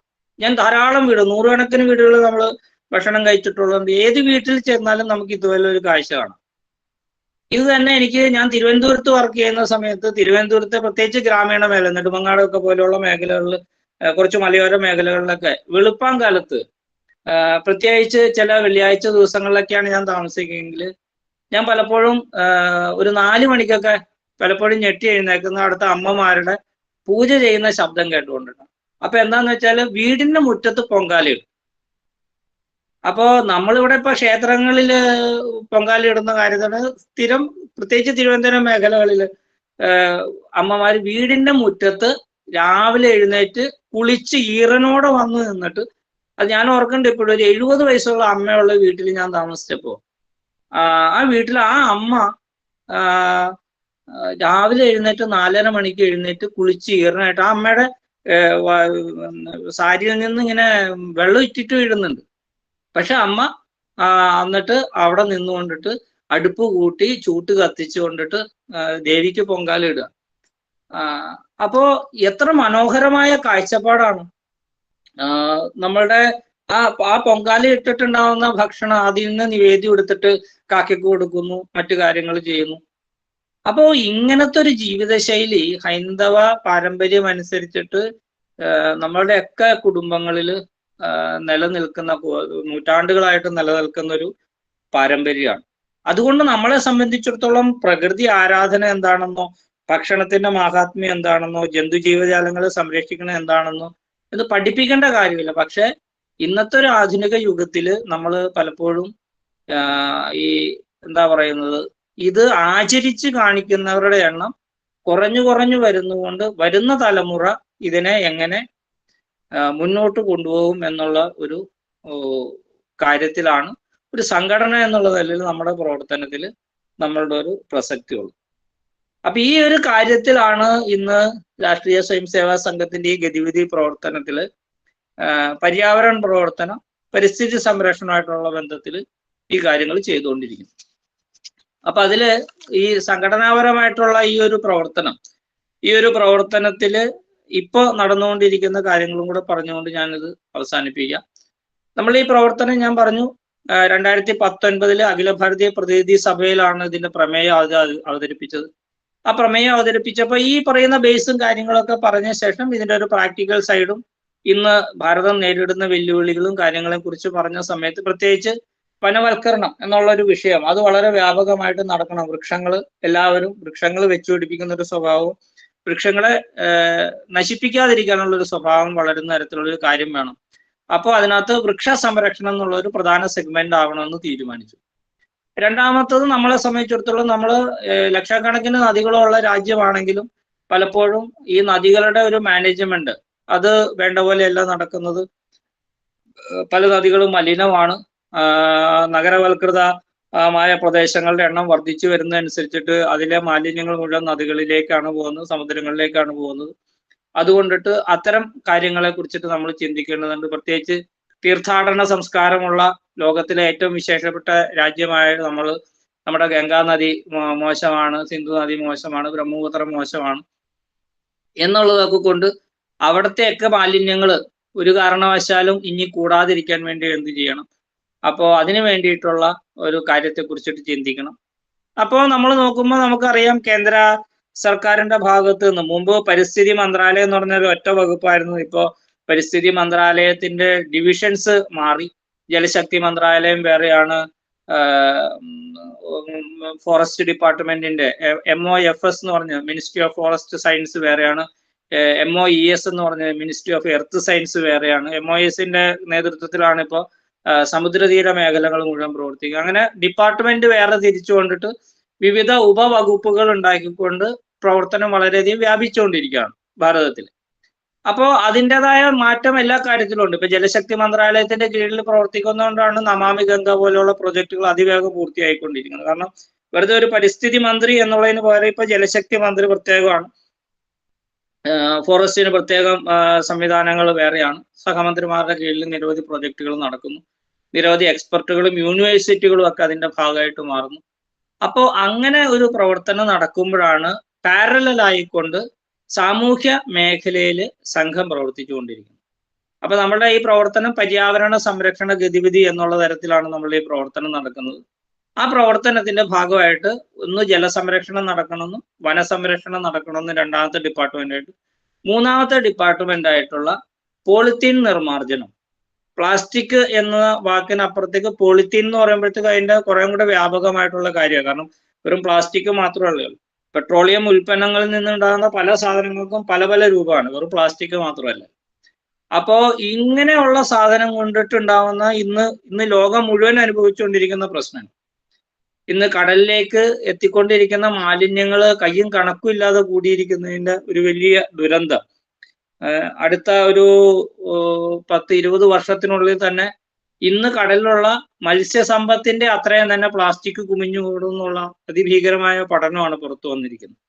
അപ്പൊ അത്ര കണ്ട് സാധനങ്ങൾ നമ്മുടെ വെള്ളത്തിലൂടെ ഒലിച്ച് സാധാരണ തോട്ടിലൂടെയും പുഴകളിലൂടെയും കായലിലൂടെയും ഒലിച്ച് നേരെ സമുദ്രത്തിൽ പോകുന്നു. അത് നേരെ വലിയ വലിയ ഉൾക്കടലുകളിലേക്ക് എത്തുന്നു. അത് മുഴുവൻ ഈ അതിഭീകരമായിട്ടുള്ള നാശം ഈ ജലത്തിലെ ജീവി വർഗങ്ങൾക്ക് ഉണ്ടാക്കുന്നു എന്നുള്ളത് ഒരു പച്ചയായ പരമാർത്ഥമാണ്. അപ്പോൾ അതിനെല്ലാം ഉദ്ഭവസ്ഥാനത്ത് തന്നെ ഒടുക്കാൻ വേണ്ടിയിട്ട് എന്ത് ചെയ്യാൻ പറ്റും എന്നുള്ള തരത്തിലുള്ള ഒരു ഡിപ്പാർട്ട്മെന്റ് കൂടി പ്രവർത്തിക്കണം എന്ന് തീരുമാനിച്ചു. അങ്ങനെ ഈ 3 കാര്യങ്ങൾ തീരുമാനിച്ചുകൊണ്ടിട്ടാണ് നമ്മളുടെ ഈ പരിസ്ഥിതി സംരക്ഷണ പ്രവർത്തനം നടക്കുന്നത്. അതിനകത്ത് നമ്മുടെ ഹിന്ദിയിലുള്ള അക്ഷരമായിട്ടുള്ള ജായിൽ തുടങ്ങുന്ന 5 കാര്യങ്ങൾ, ജൽ, ജാൻവർ, ജംഗൽ, ജമീൻ, ജൻ. അതായത് ജലം, ജാൻവർ എന്ന് പറയുന്നത് നമ്മുടെ മൃഗസമ്പത്ത്, ജംഗൽ എന്ന് ഉദ്ദേശിക്കുന്നത് നമ്മുടെ വനസമ്പത്ത്, അതേപോലെ തന്നെ ജമീൻ എന്ന് ഉദ്ദേശിക്കുന്നത് നമ്മുടെ ഭൂമി, ജനം എന്ന് ഉദ്ദേശിക്കുന്നത് നമ്മുടെ ജനങ്ങൾ. ഇത്രയും അടങ്ങുന്നതിനെ മുഴുവൻ കോർത്തിണക്കിക്കൊണ്ടുള്ള ഒരു പ്രവർത്തനം വേണമെന്നും ആ പ്രവർത്തനം ഒരു വ്യക്തിയെ കേന്ദ്രീകരിച്ചുകൊണ്ട് ചെയ്യുമ്പോൾ ഇംഗ്ലീഷ് അക്ഷരമാലയിലെ യുടെ 3 ഡിപ്പാർട്ട്മെന്റുകൾ, പേഴ്സണൽ, പ്രൊഫഷണൽ ആൻഡ് പബ്ലിക്. ഒരു വ്യക്തി അത് ചെയ്യുമ്പോൾ സ്വന്തം ജീവിതത്തിൽ അത് പ്രാവർത്തികമാക്കണം. ഈ പറയുന്ന 5 കാര്യങ്ങൾ ചേർന്നിട്ടുള്ള പ്രവർത്തനം. അതേപോലെ തന്നെ അയാളുടെ പ്രൊഫഷൻ, അയാൾ ചിലപ്പോൾ ജോലി ചെയ്യുന്ന സ്ഥാപനമാണെങ്കിൽ അവിടെ ചെയ്യണം, അല്ലെങ്കിൽ അയാൾ സ്വന്തം പ്രദേശത്ത് ചെയ്യേണ്ട കാര്യമാണെങ്കിൽ പബ്ലിക് എന്നുള്ള നിലയിൽ അയാൾ ആ കാര്യങ്ങൾ ചെയ്യണം.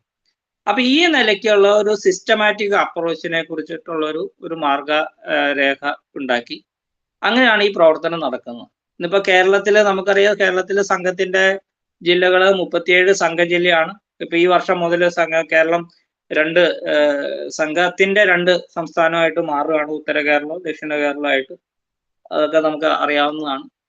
അപ്പൊ ആ നിലയ്ക്ക് ഈ 37 സംഘ ജില്ലകൾ 2 സംസ്ഥാനത്തിന്റെ ഭാഗമായിട്ട് വിഭജിച്ചുകൊണ്ടുള്ള പ്രവർത്തനം തെക്കൻ കേരളവും വടക്കൻ കേരളവുമായിട്ട് പ്രവർത്തനം നടക്കും. അപ്പൊ ഈ പ്രവർത്തനത്തിൽ നമുക്ക് എല്ലായിടത്തും സംയോജകന്മാരാണുള്ളത്. അപ്പോൾ ജില്ലകൾക്ക് സംയോജകന്മാരും താഴോട്ട് ഖണ്ഡ് അല്ലെങ്കിൽ നഗരം എന്ന് പറയുന്ന സംവിധാനത്തിൽ, അതായത് നമ്മുടെ താലൂക്ക് സംവിധാനത്തിലും സംയോജകന്മാർ. ഏറ്റവും ബേസിക് ആയിട്ടുള്ള നമ്മളുടെ ഈ ബസ്തികൾ എന്ന് പറയും, അല്ലെങ്കിൽ സ്ഥാനം എന്ന് നമ്മൾ പറയും. വേണമെങ്കിൽ നിങ്ങൾക്ക് അതിനെ വാർഡെന്നോ ഒക്കെ വിശേഷിപ്പിക്കാം. സംഘത്തിന്റെ ശാഖകൾ നടക്കുന്ന പ്രദേശങ്ങൾ ആ നിലയ്ക്ക്. ആ പ്രദേശങ്ങളിലൊക്കെ സ്ഥാൻ പ്രമുഖന്മാരെന്ന് പറഞ്ഞ ഒരു ആള് അല്ലെങ്കിൽ ഒന്നോ രണ്ടോ പേര് ചേർന്നിട്ട് ഈ പരിസ്ഥിതി കാര്യങ്ങൾ ആ പ്രദേശത്തെ കാര്യങ്ങൾ ചെയ്യണമെന്നാണ്.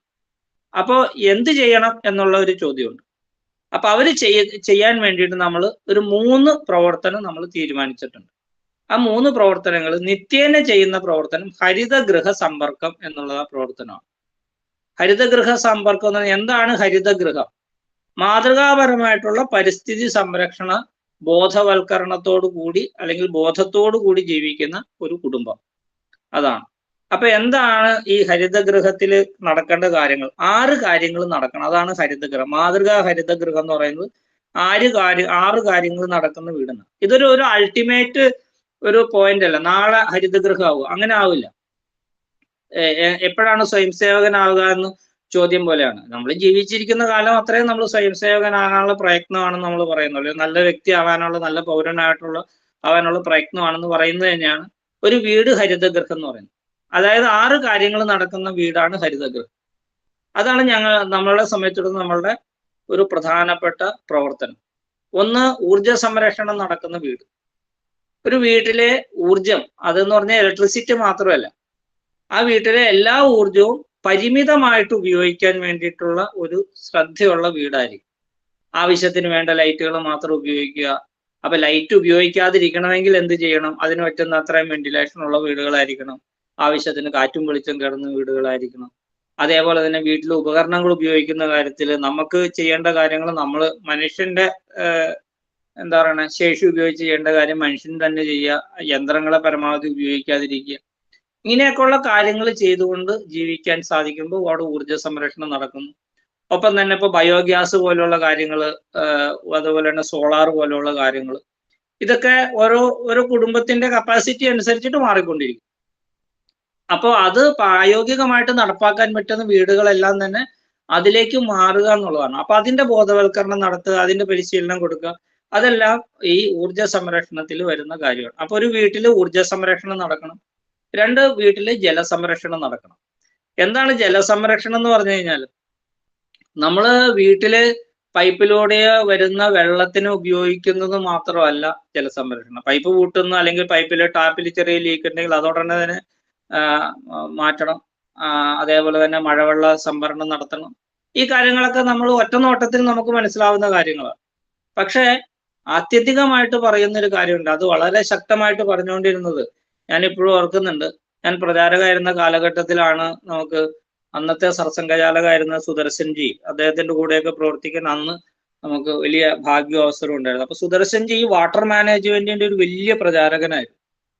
അപ്പൊ അദ്ദേഹം ഗ്ലാസ്സിൽ വെള്ളം നമ്മൾ കുടിക്കാൻ വേണ്ടി കൊടുക്കുമ്പോൾ ഒരു കാരണവശാലും മുഴുവൻ ഒരു ഗ്ലാസ് ഫുള്ള് വെള്ളം എടുക്കാനായിട്ട് അദ്ദേഹം അനുവദിക്കില്ല. അദ്ദേഹം ഉപയോഗിക്കില്ല, മറ്റുള്ളവരെ കൊണ്ട് ഉപയോഗിപ്പിക്കില്ല. അദ്ദേഹം എടുത്ത വായിക്ക് ചോദിക്കുന്നത്, നിങ്ങൾ ഈ ഒരു ഗ്ലാസ് വെള്ളം മുഴുവൻ കുടിക്കുമെന്നാണ് ചോദിക്കുക. അപ്പൊ അതാണ് ഇപ്പൊ ഒരു ചലഞ്ച് ഉണ്ട്. നിങ്ങളിപ്പോ നമ്മൾ വലിയ വലിയ 5 സ്റ്റാർ ഹോട്ടലുകൾ പോയി കഴിഞ്ഞാൽ നമുക്ക് കാണാം half glass of water challenge എന്ന് പറയും. അതായത് നമ്മൾ ഒരു ഗ്ലാസ് വെള്ളം മുഴുവൻ ഒരു ജഗ്ഗിൽ നിന്ന് നമ്മൾ കുടിക്കാൻ ഉപയോഗിക്കുന്ന ഗ്ലാസ്സിലേക്ക് എടുത്തു കഴിഞ്ഞാൽ നിങ്ങൾ അത് മുഴുവൻ കുടിച്ചില്ലെങ്കിൽ എന്ത് സംഭവിക്കും? അത് വേറൊരാൾ കുടിക്കുകയില്ല. ആ വെള്ളം മലിനമായി ആ വെള്ളം എടുത്ത് കളയും. അപ്പൊ ഒരു തുള്ളി വെള്ളം, നമുക്കറിയാം നമ്മളുടെ നാട്ടിലാണ് കഴിഞ്ഞ 2 വർഷം മുമ്പാണ് ഒരു വാർത്ത ഉണ്ടായിരുന്നത്. രാജസ്ഥാനിലെ ഒരു മരുഭൂമിക്ക് അടുത്തുള്ള ഒരു ഗ്രാമത്തിലെ ഒരു മുത്തശ്ശിയും കൊച്ചുമകളും വെള്ളം കിട്ടാതെ വെള്ളത്തിന് വേണ്ടിയിട്ട് അലഞ്ഞിട്ട് മരുഭൂമിയിൽ കുഴഞ്ഞു വീഴുകയും അവസാനം ആ കുഴഞ്ഞു വീണിട്ട് ആ കുഞ്ഞു മരിച്ചു പോവുകയും മുത്തശ്ശി എങ്ങനെയൊക്കെയോ രക്ഷിക്കാൻ സാധിച്ചു എന്ന് പറഞ്ഞിട്ട് വാർത്തയുണ്ട്. അതായത് നമ്മുടെ നാട്ടിലാണ് കുടിവെള്ളം കിട്ടാതെ കുടിവെള്ളത്തിന് വേണ്ടിയിട്ട് നടന്നിട്ട് കുഴഞ്ഞു വീണ് മരിച്ച സംഭവം നമ്മുടെ നാട്ടിലാണ്. അപ്പോ ഒരു തുള്ളി വെള്ളം പോലും എത്ര വലിയ ഒരു മാറ്റമാണ് ഉണ്ടാക്കുന്നത് ജീവിതത്തിൽ എന്നുള്ളതിന്റെ ഒരു വലിയ പാഠമാണ്. അതുകൊണ്ട് നമ്മൾ നമ്മുടെ സ്വന്തം ജീവിതത്തിൽ ഇപ്പൊ നമ്മൾ നമ്മളിപ്പോ ഇന്ന് രാത്രി ഇപ്പൊ ഭക്ഷണം കഴിക്കാൻ ഇരിക്കുമ്പോൾ ഇന്ന് മുതൽ നമ്മൾ ഈ കേട്ടുകൊണ്ടിരിക്കുന്ന 40 പേരോ 45 പേരുണ്ടെങ്കിൽ നമ്മൾ ഇന്ന് മുതൽ ശീലിക്കേണ്ട ഒരു പ്രധാനപ്പെട്ട കാര്യം, ഞാൻ ഒരിക്കലും ജഗ്ഗിൽ വെള്ളം അവിടെ വെച്ചോളൂ, ഗ്ലാസ് വേറെ വെച്ചോളൂ. ഇപ്പൊ ഒരു അതിഥി വരുന്നു, അതിഥിക്ക് നമ്മൾ സ്വാഭാവികമായിട്ടും നമ്മൾ ഒരു ഗ്ലാസ് നിറച്ച് ജ്യൂസ്, ഒരു ഗ്ലാസ് നിറച്ച് വെള്ളം, ഇതിങ്ങനെ കൊടുക്കുന്ന ഒരു ശീലം നമുക്കുള്ളതാണ്. അതിന് പകരമായിട്ട് നമ്മൾ അത് അര ഗ്ലാസ്സേ കൊടുക്കുള്ളൂ. അത് കൊടുത്തിട്ട് നമ്മൾ സംസാരിക്കുമ്പോൾ ഒരു മെസ്സേജാണ് അവിടെ പോണത്. കുടിച്ചോളൂ, ബാക്കി ഇതിൽ നിന്ന് ആവശ്യത്തിനെടുത്ത് കുടിച്ചോളൂ എന്ന് പറയുമ്പോൾ അതൊരു വലിയ മെസ്സേജാണ്, ഒരു സോഷ്യൽ മെസ്സേജാണ് പോകുന്നത്. അത് നമ്മൾ ശീലിച്ചേ മതിയാവുള്ളൂ. Half a glass of water challenge എന്ന് പറയുന്നത് ഇന്ന് ലോകം മുഴുവൻ നടത്തിക്കൊണ്ടിരിക്കുന്ന ഒരു വലിയ ഒരു കാര്യമാണ്. അപ്പോ ഈ നിലയ്ക്ക് ജലസംരക്ഷണത്തിലെ ഏറ്റവും നിസാരമെന്ന് തോന്നുന്ന കാര്യം പോലും നമ്മൾ ശ്രദ്ധിക്കുക. അടുക്കളയിൽ നമ്മൾ സിങ്കിൽ പാത്രം കഴുകുന്ന സമയത്ത് നമുക്കറിയാം, മുൻപ് നമുക്ക് ഈ സിങ്ക് എന്നുള്ള സങ്കല്പം വരുന്നതിന് മുമ്പ് എങ്ങനെയാ, നമ്മളുടെ എന്താ പറയുക, അടുക്കളയുടെ പുറത്ത് മുറ്റത്ത് ഒരു വലിയ ചരുവം വെച്ചിട്ടുണ്ടാകും. മിക്കവാറും അതൊരു അലൂമിനിയത്തിന്റെ ഇൻഡാലിയത്തിന്റെ ചരുവായിരിക്കും. ഇപ്പൊ എന്റെയൊക്കെ തറവാട്ടിലൊക്കെ നമ്മൾ എപ്പോഴും കണ്ടിട്ടുള്ളതാണ്. അതിനകത്ത് വെള്ളം കലക്കി വെക്കും, സോപ്പ് വെള്ളം കലക്കി വെക്കും, പാത്രങ്ങൾ അതിനകത്ത് കൊണ്ടുവന്നിടും, അതിനകത്ത് കഴുകിയിട്ട് അപ്പൊ പരിമിതമായിട്ടുള്ള വെള്ളം കൊണ്ടിട്ട് പരമാവധി പാത്രങ്ങൾ കഴുകുകയും അതിനുശേഷം കുറച്ച് ശുദ്ധവെള്ളം കൊണ്ട് അതിന്റെ ബാക്കി സോപ്പൊക്കെ കളഞ്ഞുകൊണ്ടിട്ടുള്ള ഒരു രീതി. ഇന്നിപ്പോ ഈ പൈപ്പ് തുറന്നാൽ വെള്ളം കിട്ടുന്നുള്ളത് കൊണ്ട് അങ്ങനെ സിങ്കിൽ ഇങ്ങനെ കിടന്ന് ആ വെള്ളം മുഴുവൻ അനാവശ്യമായിട്ട് ഉപയോഗിക്കുന്ന ഒരു സ്വഭാവം. മറ്റൊന്ന് നമുക്കറിയാം, വാഷിംഗ് മെഷീൻ ഉപയോഗിക്കുന്ന വീടുകളാണ് 90% വീട്. വാഷിംഗ് മെഷീൻ ഉപയോഗിക്കുമ്പോഴത്തേക്കും വാഷിംഗ് മെഷീനിലേക്ക് എത്ര വെള്ളം ഒഴിക്കണം, 4 തുണി കഴുകാനാണെങ്കിലും 10 തുണി കഴുകാനാണെങ്കിലും 20 തുണി കഴുകാനാണെങ്കിലും അതിനെ കുറിച്ചിട്ട് വലിയ കാഴ്ചപ്പാടൊന്നുമില്ല. മിക്കവാറും ഒരു പകുതി മുക്കാലോളം വെള്ളം നിറച്ചുകൊണ്ടിട്ടാണ് ഈ പണി മുഴുവൻ ചെയ്യുന്നത്. എന്നിട്ട് നമുക്കറിയാം, സ്വാഭാവികമായിട്ട് ഡ്രെയിൻ സ്വിച്ച് അമർത്തി കഴിഞ്ഞാൽ ഓട്ടോമാറ്റിക്കായിട്ട് വെള്ളം മുഴുവൻ ഒലിച്ചു പോകും. പക്ഷേ ഈ പോകുന്ന സോപ്പ് വെള്ളം, ഈ സോപ്പ് വെള്ളത്തിന്റെ റീയൂസ് എന്ന് പറയുന്ന ഒരു കാര്യം, നമ്മുടെ പരിസ്ഥിതി പ്രവർത്തനത്തിൽ നമ്മൾ ഏറ്റവും കൂടുതൽ ഊന്നൽ കൊടുക്കുന്ന ഒരു പ്രധാനപ്പെട്ട കാര്യം, സംരക്ഷിക്കണം എന്ന് പറയുമ്പോൾ ആദ്യം പാഴാക്കരുത് എന്നുള്ളതാണ് അതിനകത്ത് ആദ്യത്തെ വാക്ക്. വന്നിരിക്കുന്ന വിഭവത്തെ ആദ്യം പാഴാക്കാതെ പരമാവധി സംരക്ഷിക്കാൻ ശ്രമിച്ചാൽ അതിനുശേഷമാണ് പുതിയത് എടുക്കേണ്ടി വരുന്നത്. അപ്പൊ ഈ സോപ്പ് വെള്ളം, അലക്കുന്ന തുണിയുള്ള പാത്രത്തിൽ നിന്നുള്ള സോപ്പ് വെള്ളം അല്ലെങ്കിൽ വാഷിംഗ് മെഷീനിൽ നിന്ന് ഒലിച്ചു പോയ ആ സോപ്പ് വെള്ളം, ആദ്യത്തെ സോപ്പ് വെള്ളം ആയിക്കോട്ടെ, രണ്ടാമത്തെ സോപ്പ് വെള്ളം ആയിക്കോട്ടെ, അത് നിങ്ങൾക്ക് വേറൊരു സ്റ്റോർ ചെയ്യാനായിട്ടൊരു സംവിധാനം, വേറൊരു ഡ്രമ്മിലേക്ക് ഒഴിക്കണം. ആ സംവിധാനം വെച്ചിട്ട് നിങ്ങൾക്ക് എന്തുകൊണ്ട് നിങ്ങളുടെ കാറ് കഴുകിക്കൂടാ, എന്തുകൊണ്ട് നിങ്ങളുടെ മുറ്റത്തെ തറ കഴുകിക്കൂടാ, എന്തുകൊണ്ട് മറ്റ് അഴുക്ക് പിടിച്ച തുണികൾ, ഇപ്പൊ വാഷിംഗ് മെഷീനിൽ ഇടാൻ പറ്റാത്ത കൈക്കല് തുണി അല്ലെങ്കിൽ നിലം തുടയ്ക്കുന്ന തുണി, അങ്ങനത്തെ തുണികളൊക്കെ ഉണ്ടല്ലോ, അതൊക്കെ കഴുകിക്കൂടാ. ഇതൊരു വലിയ പരിശ്രമം നടത്തിയാൽ മാത്രമേ ഈ ഘട്ടത്തിൽ നമുക്ക് ചിന്തിക്കാൻ പറ്റുള്ളൂ. പക്ഷെ അത് നടത്തിയില്ലെങ്കിലുള്ള പ്രശ്നം എന്താണെന്ന് ചോദിച്ചാൽ, നിങ്ങളിപ്പോ ഇരിക്കുമ്പോൾ കേരളത്തിൽ കൊടിയ മഴ പെയ്യുന്ന സമയമൊക്കെ ആയിരിക്കും. പക്ഷെ ഇത് എത്ര ദിവസം നമുക്ക് കേരളത്തിൽ ഇപ്പൊ ഈ മഴ കിട്ടുന്നുണ്ട്? കിടന്ന് പൊരിഞ്ഞ വെയിലത്ത് കിടന്ന് നമ്മൾ നെട്ടോട്ടം വട്ടോട്ടും ഓടുകയായിരുന്നില്ല ഈ ഇലക്ഷൻ കാലഘട്ടത്തില്. ആ സമയത്ത് വെള്ളവും ഇല്ല, പല സ്ഥലങ്ങളിലും വെള്ളമില്ല, കുടിവെള്ളവും ഇല്ല, പുഴയിൽ വെള്ളമില്ല, മറ്റു സ്ഥലങ്ങളിൽ വെള്ളമില്ല. അപ്പോ ഇങ്ങനെയൊക്കെയുള്ള പ്രശ്നങ്ങള്, ജലക്ഷാമം നേരിടുന്ന പ്രശ്നങ്ങളിൽ നമ്മുടെ വീട്ടില് നമ്മളുടെ ഈ ജലത്തെ സംരക്ഷിക്കാൻ വേണ്ടിയിട്ടുള്ള കാര്യങ്ങൾ, ആരുടെ ഫോൺ, അപ്പോ ഇത് ഒരു പ്രധാനപ്പെട്ട ജലസംരക്ഷണ വിഷയമായിട്ട് നമ്മൾ നമ്മുടെ ഈ വീട്ടിലെ ഊർജ സംരക്ഷണത്തോടൊപ്പം ജലസംരക്ഷണം നമ്മൾ ചർച്ച ചെയ്യുന്ന കാര്യമാണ്. മറ്റൊന്ന്, നമ്മളിപ്പോൾ ടെറസുള്ള വീടായിക്കോട്ടെ അല്ലെങ്കിൽ സ്ട്രെസ് വർക്ക് ചെയ്ത വീടായിക്കോട്ടെ, നമ്മുടെ മേൽക്കൂരയിൽ നിന്ന് വരുന്ന വെള്ളത്തെ ഒരു കാരണവശാലും നമ്മൾ കാനയിലേക്ക് ഒഴുകിക്കളയാതെ അത് നമ്മളുടെ ഭൂമിയിൽ തന്നെ, നമ്മൾ താമസിക്കുന്ന കെട്ടിടം ഇരിക്കുന്ന ഭൂമിയിൽ തന്നെ താഴോട്ട് താഴാൻ വേണ്ടിയിട്ട്, ഇപ്പൊ കിണറുള്ളവർക്കാണെങ്കിൽ കിണറിലേക്ക് റീചാർജ് ചെയ്യും, അല്ലാത്തവരാണെങ്കിൽ ഒരു ചെറിയ ഒരു 2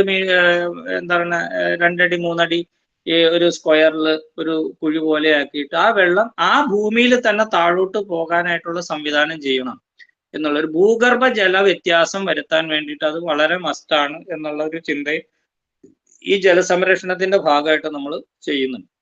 മൂന്നാമത്തെ കാര്യം വൃക്ഷസംരക്ഷണമാണ്. വൃക്ഷസംരക്ഷണം എന്ന് പറഞ്ഞാൽ വനസംരക്ഷണം വൃക്ഷസംരക്ഷണം രണ്ടാണ്.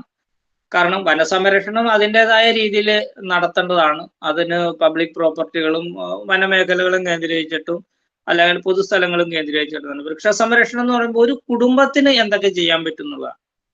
ഇപ്പൊ എറണാകുളത്തെ കുറിച്ച് ചിന്തിക്കുമ്പോൾ നമ്മൾ പ്രത്യേകിച്ച് തൃക്കാക്കരവാസികളെ കുറിച്ചൊക്കെ ചിന്തിക്കുമ്പോൾ ഫ്ളാറ്റുകൾ ധാരാളം സ്ഥലം. അങ്ങനെയാണെങ്കിൽ പോലും ഒരു ഫ്ളാറ്റിൽ നമുക്ക് ചെയ്യാവുന്ന ധാരാളം കാര്യങ്ങളുണ്ട്. ഇപ്പൊ ഇന്റീരിയർ ആയിട്ട് ചെയ്യാവുന്ന കാര്യങ്ങളുണ്ട്.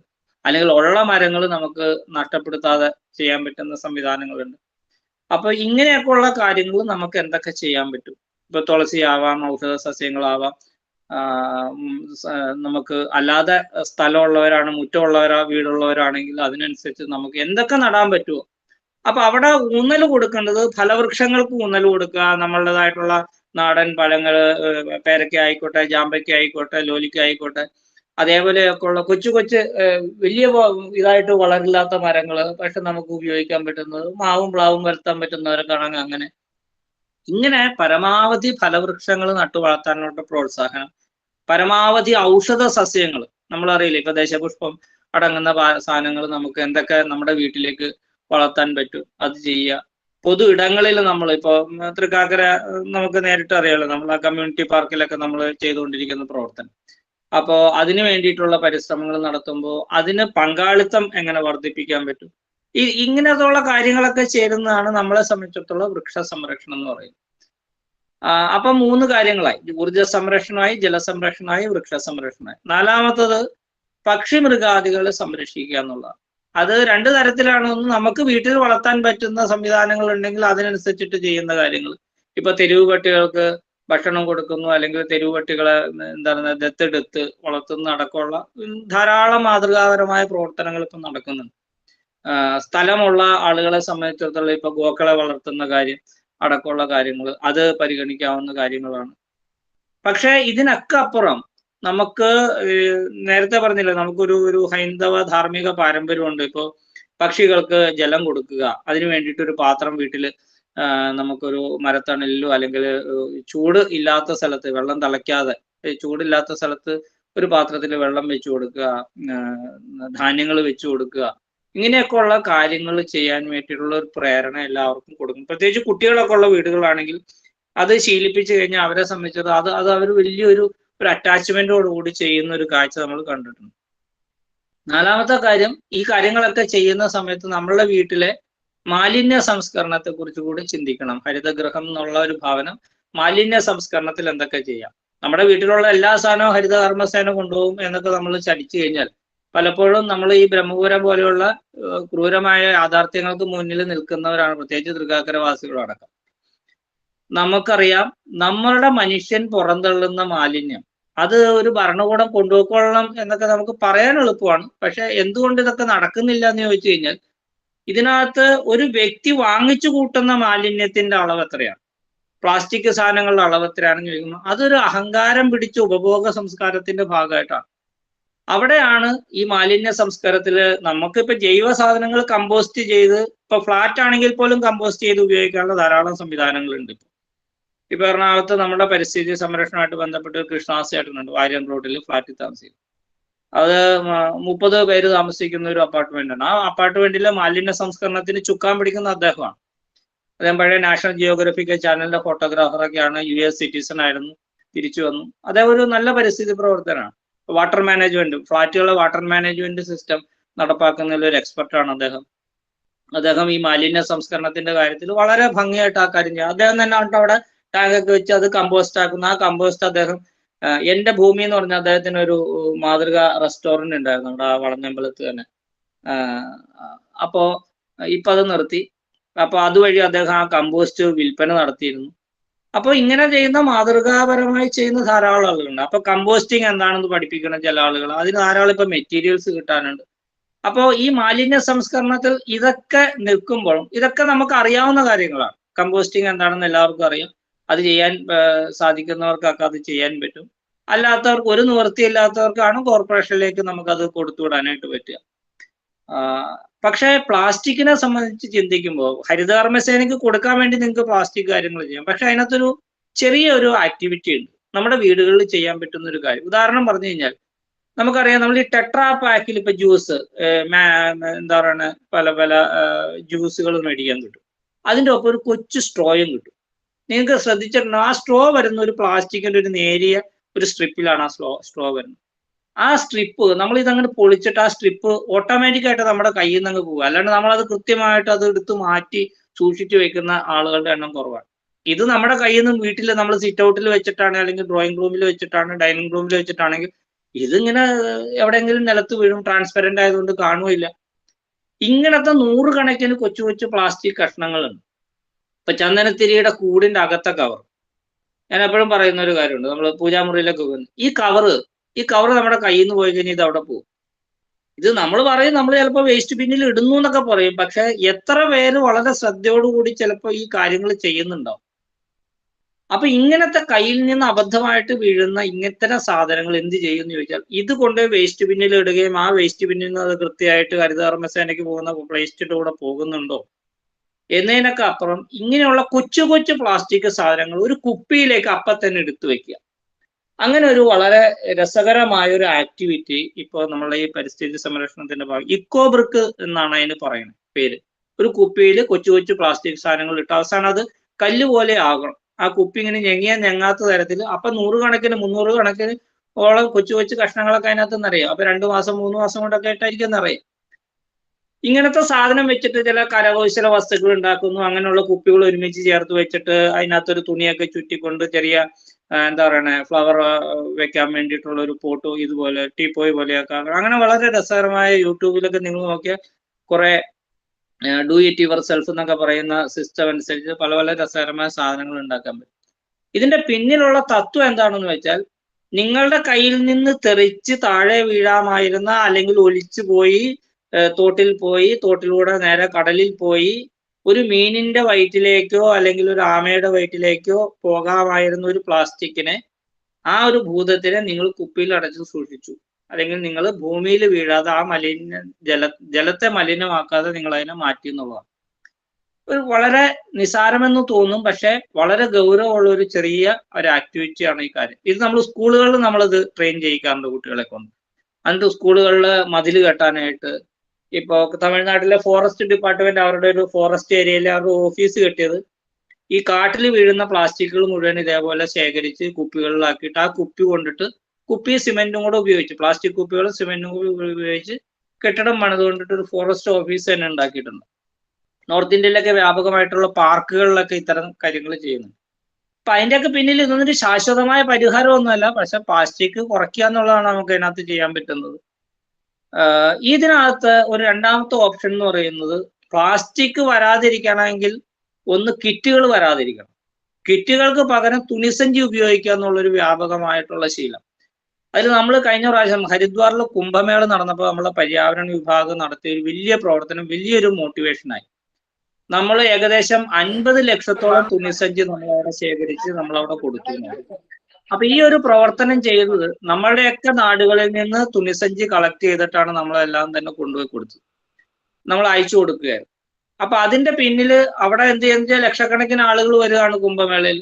അപ്പോൾ റെയിൽവേ സ്റ്റേഷനിലും ബസ് സ്റ്റേഷനിലും ഓട്ടോ സ്റ്റാൻഡിലൊക്കെ നമ്മൾ കിയോസ്കുകൾ വെച്ചിട്ട് തീർത്ഥാടകരോട് നമ്മൾ പറഞ്ഞു, അവിടെ വരുന്നവര് ഒരു കാരണവശാലും പ്ലാസ്റ്റിക് സാധനമായിട്ട് തീർത്ഥാടന നഗരിയിലേക്ക് പ്രവേശിപ്പിക്കില്ല. പ്രത്യേകിച്ച് പ്ലാസ്റ്റിക് സഞ്ചികൾ ഉണ്ടെങ്കിൽ അത് നിങ്ങൾക്ക് ഇവിടെ ഉപേക്ഷിക്കാം, പകരം നിങ്ങൾക്ക് തുണിസഞ്ചി തരും. അങ്ങനെ നമ്മൾ തുണിസഞ്ചി പകരമായിട്ട് കൊടുക്കുകയാണ് ചെയ്തത്. അതുകൊണ്ട് പ്ലാസ്റ്റിക് തീർത്ഥാടനത്തിന് ശേഷം പ്ലാസ്റ്റിക് കളക്ട് ചെയ്യുക എന്നുള്ള വലിയൊരു മാരണം പിടിച്ച ജോലിയിൽ നിന്ന് വലിയൊരു അളവ് വരെ 90% അളവ് വരെ മുക്തമായി എന്നുള്ളതാണ്. വളരെ പോളിത്തീൻ മുക്ത കുംഭമേള എന്നാണ് ആ പ്രവർത്തനം അറിയപ്പെട്ടത്. ഈ പ്രവർത്തനം നമുക്ക് ശിവരാത്രി മണപ്പുറത്ത് കഴിഞ്ഞ പ്രാവശ്യം ഞാൻ അവിടെ ശിവരാത്രി മണപ്പുറത്ത് ഒരു ബോധവൽക്കരണം എന്നുള്ള നിലയിൽ ഞാൻ ഏകദേശം 2 ദിവസം പൂർണ്ണമായിട്ടും അവിടെ നടന്നുകൊണ്ട് നമ്മൾ അതിന്റെ ഒരു ബോധവൽക്കരണ പ്രവർത്തനം നമ്മുടെ ടീമിന് നടത്താനായിട്ട് പറ്റി. ചോറ്റാനിക്കര അമ്പലത്തിലെ മകം തൊഴലിന്റെ സമയത്ത് നമുക്ക് ഇതേപോലെ ഒരു ബോധവൽക്കരണം അവിടെ നടത്താൻ പറ്റി. അപ്പൊ ഇത് നമ്മളുടെ പ്രദേശത്ത് എവിടെയും നമുക്ക് നടത്താൻ പറ്റുന്ന ഒരു കാര്യമാണ് തുണിസഞ്ചി നിർമ്മാണം. ഇതിൽ എന്ത് ചെയ്യണം എന്നുള്ളത് ചോദിച്ചാൽ, ഇപ്പൊ നമ്മളെ വീട്ടിലെ ഉപയോഗിക്കാത്ത തലയണ കവറ്, കർട്ടന്റെ തുണികള്, ബെഡ്ഷീറ്റ്, ഇങ്ങനെയുള്ള സാധനങ്ങളൊക്കെ കളയാൻ എളുപ്പമാണ്. അല്ലെങ്കിൽ നമുക്കിത് പലരും കെട്ടി ഹരിതകർമ്മസേനയെ ഏൽപ്പിക്കുക, എവിടെയെങ്കിലൊക്കെ കൊടുക്കും. പക്ഷെ ആത്യന്തികമായിട്ട് നമുക്ക് ഉപയോഗിക്കാമല്ലോ, റീയൂസ് ചെയ്യാമല്ലോ. അങ്ങനെയുള്ള എന്തൊക്കെ കാര്യങ്ങൾ നമുക്ക് ചെയ്യാം, ഇതൊക്കെ ഓരോരുത്തരുടെ ആശയങ്ങൾക്ക് വിടുന്ന കാര്യങ്ങളാണ്. അവരവർക്ക് ഇഷ്ടമുള്ള തരത്തിലൊക്കെ അതിനെ റീയൂസ് ചെയ്യാനായിട്ട് അത് പഠിപ്പിക്കണം. എല്ലാവരെ കൊണ്ടും നമ്മൾ പഠിപ്പിക്കണം. അതിനകത്ത് പൈസ ഉള്ളവനെന്നോ പൈസ ഇല്ലാത്തവനെന്നോ വിദ്യാഭ്യാസം ഉള്ളവനെന്നോ ഇല്ലാത്തവനെന്നോ ഒന്നുമില്ല. ഇതിനൊരു ക്രിയേറ്റീവ് ആസ്പെക്റ്റിൽ എടുത്തു കഴിഞ്ഞാൽ കുറേ കാര്യങ്ങൾ ഇതുമായിട്ട് ബന്ധപ്പെട്ട് നമുക്ക് ചെയ്യാനായിട്ട് സാധിക്കും. മറ്റൊന്ന്, ആറാമത്തെ കാര്യം, ഇത് 5ാമത്തെ പോയിന്റാണ് പറഞ്ഞത്. ആറാമത്തെ കാര്യം രാസവസ്തുരഹിത ഭവനം എന്നുള്ളതാണ്. ഹരിതഗൃഹത്തിൽ 6ാമത്തെ പോയിന്റ്. അപ്പൊ ആദ്യത്തെ പോയിന്റ് ഊർജ്ജ സംരക്ഷണം, 2ാമത്തെ ജലസംരക്ഷണം, 3ാമത്തത് വൃക്ഷ സംരക്ഷണം, 4ാമത്തത് പക്ഷിമൃഗാദികളുടെ സംരക്ഷണം, അതിനുശേഷം മാലിന്യ സംസ്കരണം, 6ാമത്തത് നമ്മളുടെ രാസവസ്തുരഹിത ഭവനം. രാസവസ്തുരഹിത ഭവനം എന്ന് പറഞ്ഞാൽ നമുക്കറിയാം, നമ്മൾ രാവിലെ എഴുന്നേറ്റിൽ ഉപയോഗിക്കുന്ന പേസ്റ്റ് മുതൽ നമ്മൾ വൈകുന്നേരം നമ്മൾ കിടക്കാൻ നേരത്ത് കുത്തിവെക്കുന്ന നമ്മളുടെ എന്താ പറയണേ മൊസ്കിറ്റോ മാറ്റ് വരെയുള്ള സകല സാധനങ്ങളും പുറത്തോട്ട് വിടുന്നത് മുഴുവൻ വിഷമാണ്. ഈ വിഷമാണെന്ന് അറിഞ്ഞിട്ടും നമ്മളിതെല്ലാം മേടിക്കും, നമ്മളിതെല്ലാം ഉപയോഗിക്കും. പക്ഷേ നമുക്ക് ഇതിനൊക്കെ ബദലുണ്ട്. പല സാധനത്തിനും ബയോ ആയിട്ടുള്ള പ്രൊഡക്റ്റുകൾ, ജൈവമായിട്ടുള്ള പ്രൊഡക്റ്റുകളുണ്ട്. ഇപ്പോൾ എന്താ പറയണേ ഉമിക്കരി പോലും ഇപ്പൊ പാക്കറ്റിൽ മേടിക്കാൻ കിട്ടുന്ന കാലഘട്ടമാണ്. അതേപോലെ തന്നെ നമുക്ക് രാസവസ്തു രഹിതമായിട്ടുള്ള ധാരാളം ജൈവ ഉൽപ്പന്നങ്ങൾ മേടിക്കാൻ കിട്ടും.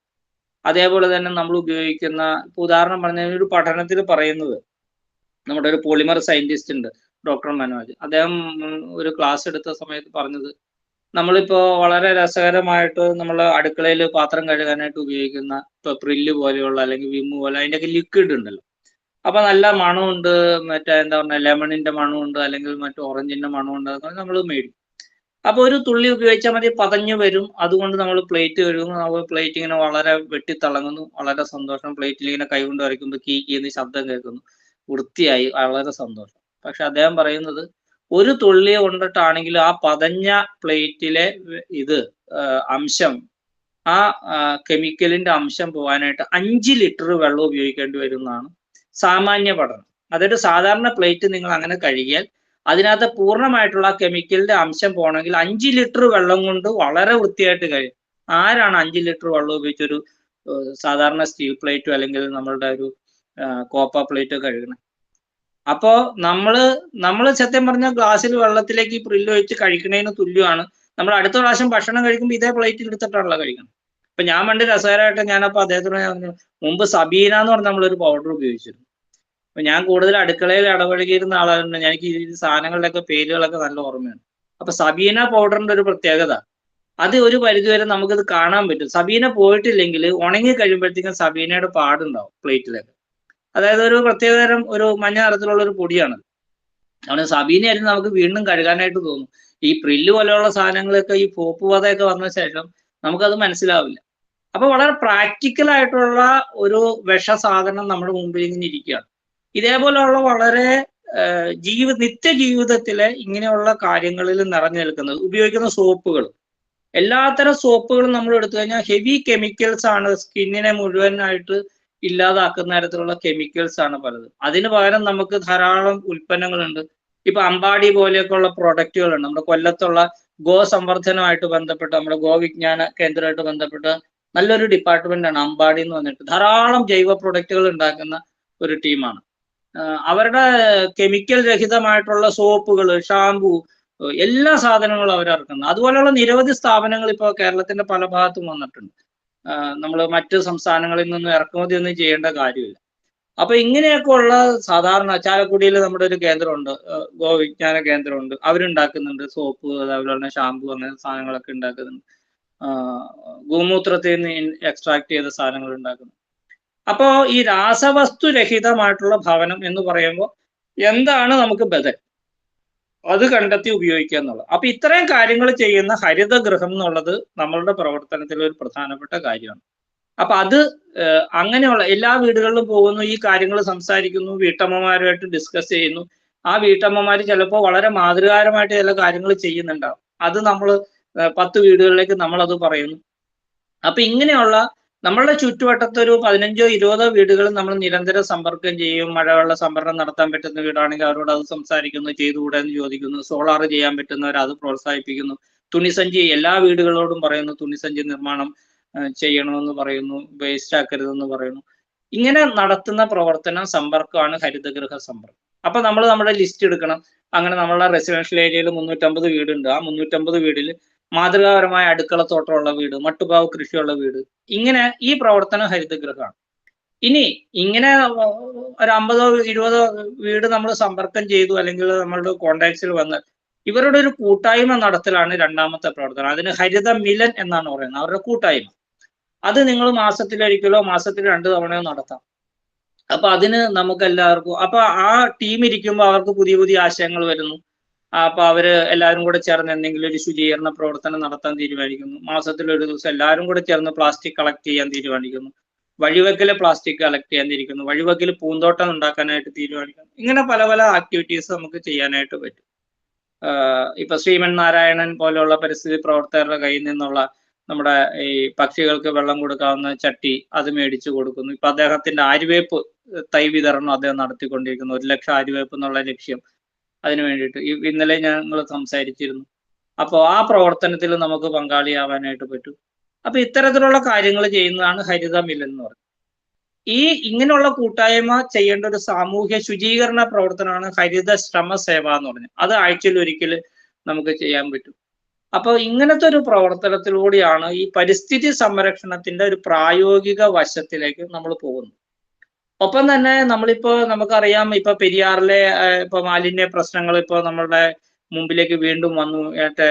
എടയാറിൽ നിന്നുള്ള മാലിന്യങ്ങളെ കുറിച്ചുള്ള പ്രശ്നം വന്നു. ഇങ്ങനെയൊക്കെ വരുമ്പോൾ നദീ സംരക്ഷണം പോലുള്ള വിഷയങ്ങൾ, അതേപോലെ തന്നെ സമുദ്രതീര ശുചീകരണ യജ്ഞം പോലുള്ള കാര്യങ്ങൾ, ഇങ്ങനെ ചില ആക്ടിവിറ്റീസ് നമുക്കല്ലാതെ വന്നു കയറും. അപ്പൊ ഈ കൂട്ടായ്മകളൊക്കെ ചേർന്നുകൊണ്ട് ഇത്തരം കാര്യങ്ങൾ സമരമുഖത്തേക്കല്ല, പരിസ്ഥിതി സംരക്ഷണ സമിതി ഒരു കാര്യത്തിലും സമരമുഖത്തേക്കില്ല. ഒരു ഭരണകൂടത്തിനെതിരെയും കുടിപിടിക്കാനോ ഒന്നിനും നമ്മൾ പോകാറില്ല. അത് കർശനമായിട്ട് നിരോധിച്ചിട്ടുണ്ട് നമ്മളുടെ ഈ പ്രവർത്തനത്തിൽ. മറിച്ച് നമ്മൾ ഇതിന്റെ സൊല്യൂഷൻ പാർട്ടിലാണ് നിൽക്കുന്നത്. ഉദാഹരണത്തിന്, പെരിയാറിലെ ജൈവ സമ്പത്ത് ഈ മാലിന്യം കൊണ്ട് നശിക്കുന്നുണ്ടെങ്കിൽ ഇപ്പൊ നോർത്ത് ഇന്ത്യയിലൊക്കെ ചെയ്യുന്ന പോലെ ബയോ എൻസൈംസ് നദികളിൽ നിക്ഷേപിക്കുന്ന കൂട്ടായിട്ടുള്ള പരിശ്രമമുണ്ട്. ഇപ്പൊ ബയോ എൻസൈം എങ്ങനെ ഉണ്ടാക്കാം? നമ്മുടെ പുളിപ്പിച്ചിട്ടുള്ള പഴച്ചാറുകൾ അല്ലെങ്കിൽ പഴത്തൊലികൾ അതെല്ലാം ഇട്ടുകൊണ്ട് ഒരു കുപ്പിയിൽ ബയോ എൻസൈം ഉണ്ടാക്കുന്നു. അങ്ങനെയുള്ളത് ജലത്തിൽ നിക്ഷേപിച്ചു കഴിഞ്ഞാൽ ജലത്തിലെ ജൈവ ബാക്ടീരിയകൾ, ജലത്തിനെ ശുദ്ധീകരിക്കുന്ന ബാക്ടീരിയകൾ കൂടുതൽ ഉണ്ടാവും എന്നുള്ളത് ഒരു ശാസ്ത്രീയമായിട്ടുള്ളൊരു തത്വമാണ്.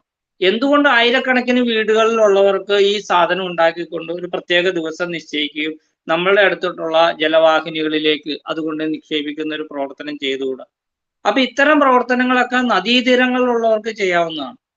സമുദ്രതീരങ്ങളിലുള്ളവർ സെപ്റ്റംബർ 17 നടക്കാറുള്ള രണ്ടാമത്തെ ശനിയാഴ്ച സെപ്റ്റംബറിൽ ആഗോള സമുദ്രതീര ശുചീകരണ പരിപാടി, അതൊരു പ്രതീകാത്മക പരിപാടിയാണ്. സമുദ്രത്തിൽ നിന്ന് ലക്ഷക്കണക്കിന് മാലിന്യമാണ് കയറി വരുന്നത്. അപ്പൊ പ്ലാസ്റ്റിക് പെറുക്കി നമ്മൾ ഒരുമിച്ച് കൂട്ടുന്നു, അത് പിന്നീട് കോർപ്പറേഷനോ അല്ലെങ്കിൽ പഞ്ചായത്തുകൾ കൊണ്ടുപോകുന്നു. ഇങ്ങനത്തെ ചില ആക്ടിവിറ്റികൾ നടത്താറുണ്ട്.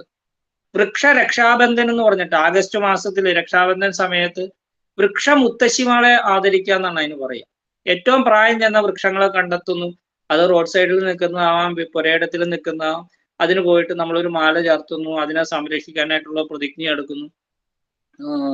കരിഞ്ഞു പോകാൻ സാധ്യതയുള്ള വലിയ വലിയ ആൽമരങ്ങളോ അല്ലെങ്കിൽ അതുപോലെ വൃക്ഷങ്ങളുണ്ടെങ്കിൽ ഇപ്പൊ ഡോക്ടർ ബിനുവിനെ പോലെയുള്ള വൃക്ഷ വൈദ്യന്മാരുണ്ട്. അങ്ങനെയുള്ളവരുടെ സഹായത്തോടു കൂടി അത്തരം വൃക്ഷങ്ങളെ പുനരുജ്ജീവിപ്പിക്കാനായിട്ടുള്ള ലായനികൾ അതിൽ പുരട്ടി അതിന് ഔഷധ സേവ നടത്തുന്നു.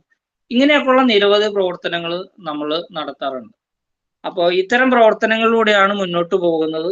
അപ്പോൾ ഈ ഒരു പ്രവർത്തനത്തെ പരിചയപ്പെടുത്തുന്നതും ഇതിൻ്റെ ഒരു ഭാഗമായിട്ട് നിർവഹിച്ചുകൊണ്ട് ഇതുമായിട്ട് ബന്ധപ്പെട്ട എന്തെങ്കിലും കാര്യങ്ങളുണ്ടെങ്കിൽ നമുക്ക് ചോദിക്കാം. ഈ ഒരു പ്രവർത്തനത്തിൽ നമുക്ക് ആഗോളതലത്തിൽ ഇത് പ്രവർത്തിക്കുന്നുണ്ട്. നമുക്കൊരു മൊബൈൽ ആപ്ലിക്കേഷൻ ഉണ്ട്, പ്ലേ സ്റ്റോറിൽ നിന്ന് നിങ്ങൾക്ക് ഡൗൺലോഡ് ചെയ്യാം. ഇക്കോ മിത്രം എന്നാണ് അതിന്റെ പേര്. ECOMITRAM, TH ഇല്ല, ECOMITRAM, ഇക്കോ മിത്രം എന്ന് പറഞ്ഞൊരു മൊബൈൽ ആപ്പ് ഉണ്ട്. അതിൽ നിങ്ങൾ അത് ഡൗൺലോഡ് ചെയ്യാം. ആ ഡൗൺലോഡ് ചെയ്താൽ ഈ പറയുന്ന കാര്യങ്ങളും ധാരാളം ഓൾ ഇന്ത്യ ലെവലിൽ നടക്കുന്ന ആക്ടിവിറ്റീസ് ഒക്കെ നിങ്ങൾക്ക് അറിയാനായിട്ട് സാധിക്കും. ഈ ഒരു പ്രവർത്തനം അതിന്റെ ഭാഗമായിട്ട് നടക്കുന്നതാണ്. ഈ ഒരു മാസത്തിൽ നമ്മൾ സ്കൂളുകൾ കേന്ദ്രീകരിച്ച് വിദ്യാർത്ഥികളെ കേന്ദ്രീകരിച്ച് എല്ലാ വർഷവും നടത്തുന്ന ഒരു ഓൾ ഇന്ത്യ ഓൺലൈൻ ക്വിസ് മത്സരമുണ്ട്. NSPC എന്നാണ് പറയുന്നത്, national students Paryavaran competition, NSPC. അത് ജൂലൈ മാസം മുതൽ ആഗസ്റ്റ് മാസം 15 വരെയാണ് നടക്കുന്നത്. അത് ഏത് കുട്ടിക്ക് ഇൻഡിവിജ്വൽ ആയിട്ടും ചെയ്യാം, സ്കൂൾ ലെവലിലും ചെയ്യാം. അതൊരു ഡിജിറ്റൽ കേന്ദ്ര സർക്കാരിന്റെയൊക്കെ എംബ്ലമുള്ള ഒരു ഡിജിറ്റൽ സർട്ടിഫിക്കറ്റ് കിട്ടും. 20 ചോദ്യങ്ങൾക്ക് അവർ ഉത്തരം കൊടുക്കണം. അത് 1ാം ക്ലാസ് മുതൽ യൂണിവേഴ്സിറ്റി തലം വരെയുള്ള കുട്ടികൾക്ക് വേറിട്ട ചോദ്യങ്ങളാണ്. അതും ഈ മൊബൈൽ ആപ്ലിക്കേഷൻ വഴി തന്നെ ലഭ്യമാണ്. ജൂലൈ മാസത്തിൽ അത് നിങ്ങൾക്ക് അവൈലബിൾ ആവും. അപ്പോൾ ആ ഒരു പ്രവർത്തനം വരാൻ പോകുന്നു. പിന്നീട് ഓരോ സീസണൽ പ്രവർത്തനങ്ങളൊക്കെ നടക്കുന്നുണ്ട്. അപ്പോൾ ഇത്രയും പ്രവർത്തനങ്ങൾ നിങ്ങൾക്ക് മുമ്പിൽ വെക്കാനായിട്ട് അനുവാദം തന്നതിലും എല്ലാവരും ഒരിക്കൽ കൂടി കാണാൻ പറ്റിയതിലും നന്ദി പറയുന്നു. എന്തെങ്കിലും കാര്യങ്ങളുണ്ടെങ്കിൽ ചോദിക്കാം. നമസ്തേ.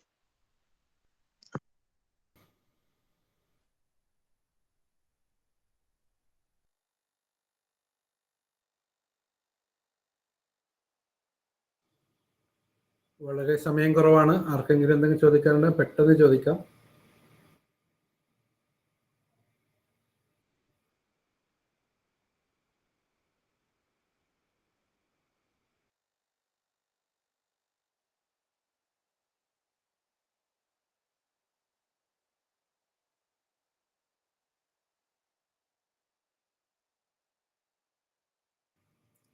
ചോദ്യങ്ങളില്ലെങ്കിൽ നമുക്ക് പരിപാടി അവസാനിപ്പിക്കാം. രാജേഷ് ചന്ദ്രൻജിയെ നമുക്ക് തുടർന്നും നമ്മുടെ വാട്സാപ്പ് ഗ്രൂപ്പുകളിലൊക്കെ ലഭ്യമാണ്. അദ്ദേഹത്തിൻ്റെ കോൺടാക്ട് ഇമെയിൽ ഐ ഡിയും എല്ലാം ഷെയർ ചെയ്യാം. തൽക്കാലം നമുക്ക് സമയം അതിക്രമിച്ചത് കൊണ്ട് വൈൻഡപ്പ് ചെയ്യാം. ഓവർ ടു അർച്ചന. കൃതജ്ഞത പറയണ്ട സ്മിത, നിർത്താനോ?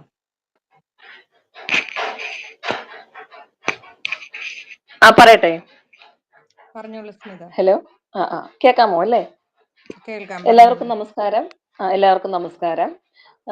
തൃക്കാക്കര സാനി സമിതിയുടെ പ്രതിമാസ വിചാര സദസ്സാണ് ഇന്നിവിടെ ഓൺലൈനിൽ നടന്നത്. വളരെ വിജ്ഞാനപ്രദമായ ഒരു വിഷയമാണ് ഇന്ന് ഇവിടെ അവതരിപ്പിച്ചത്. പ്രകൃതിയെ യഥാർത്ഥത്തിൽ നമ്മൾ ഭാരതീയർ പ്രകൃതി ദേവിയായിട്ട് കണ്ട് പൂജിച്ചിരുന്നു. പ്രകൃതിക്കും പ്രകൃതി ആരാധനയ്ക്കും ഭാരത സംസ്കാരത്തിൽ വളരെയധികം പ്രാധാന്യം ഉണ്ടായിരുന്നുവെന്ന് നമ്മുടെ പ്രബന്ധ അവതാരകനായ ബഹുമാന്യനായ രാജേഷ് സാറ് വേദങ്ങളുടെയും വേദമന്ത്രങ്ങളിലെയും ഉപനിഷത്തുകളിലെയും പല പല മന്ത്രങ്ങൾ ഉദ്ധരിച്ചുകൊണ്ട് എക്സ്പ്ലെയിൻ ചെയ്തു. ഇതിനെല്ലാം ഉപരി പ്രകൃതിയുടെ വരദാനമായ നമ്മുടെ ജൈവ സമ്പത്തിനെയും പ്രകൃതിയുടെ ആവാസ വ്യവസ്ഥയും നാം തന്നെ നശിപ്പിക്കുകയും പ്രകൃതിയെ ചൂഷണം ചെയ്യുകയും പ്രകൃതിയുടെ സന്തുലിതാവസ്ഥയെ മാറ്റിമറിക്കുകയും ചെയ്യുന്നതിൽ നമുക്ക് വലിയൊരു പങ്കുണ്ടെന്നും അദ്ദേഹം പറഞ്ഞ് മനസ്സിലാക്കി തന്നു. ഈ 1.5 മണിക്കൂർ നമുക്ക് കൂടുതലായിട്ട് പ്രയോജനപ്പെടുത്തുവാൻ കഴിഞ്ഞു.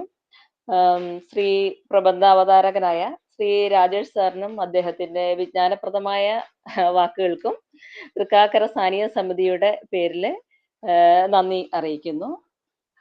തൃക്കാക്കരയുടെ ബഹുമാനിയായ അധ്യക്ഷ ഡോക്ടർ അർച്ചനയ്ക്കും സെക്രട്ടറി ഡോക്ടർ ഷൈനിക്കും ജില്ലാ സമിതിയുടെ പ്രസിഡന്റ് ഡോക്ടർ ജോയ്സ് സാറിനും സെക്രട്ടറി അരവിന്ദാക്ഷൻ നായർ സാറിനും ജില്ലാ ഓർഗനൈസിംഗ് സെക്രട്ടറി മുരളി കൃഷ്ണൻ സാറിനും ജില്ലാ സംയോജക് സുകേഷ് ഏട്ടനും വിചാര കേന്ദ്രത്തിലെ എല്ലാ അംഗങ്ങൾക്കും ക്ഷണം സ്വീകരിച്ച് ഇവിടെ എത്തിയ എല്ലാ മഹത് വ്യക്തികൾക്കും തൃക്കാക്കര സ്ഥാനീയ സമിതിയുടെ പേരിൽ നന്ദി അറിയിക്കുന്നു. അടുത്തതായിട്ട് ശാന്തി മന്ത്രം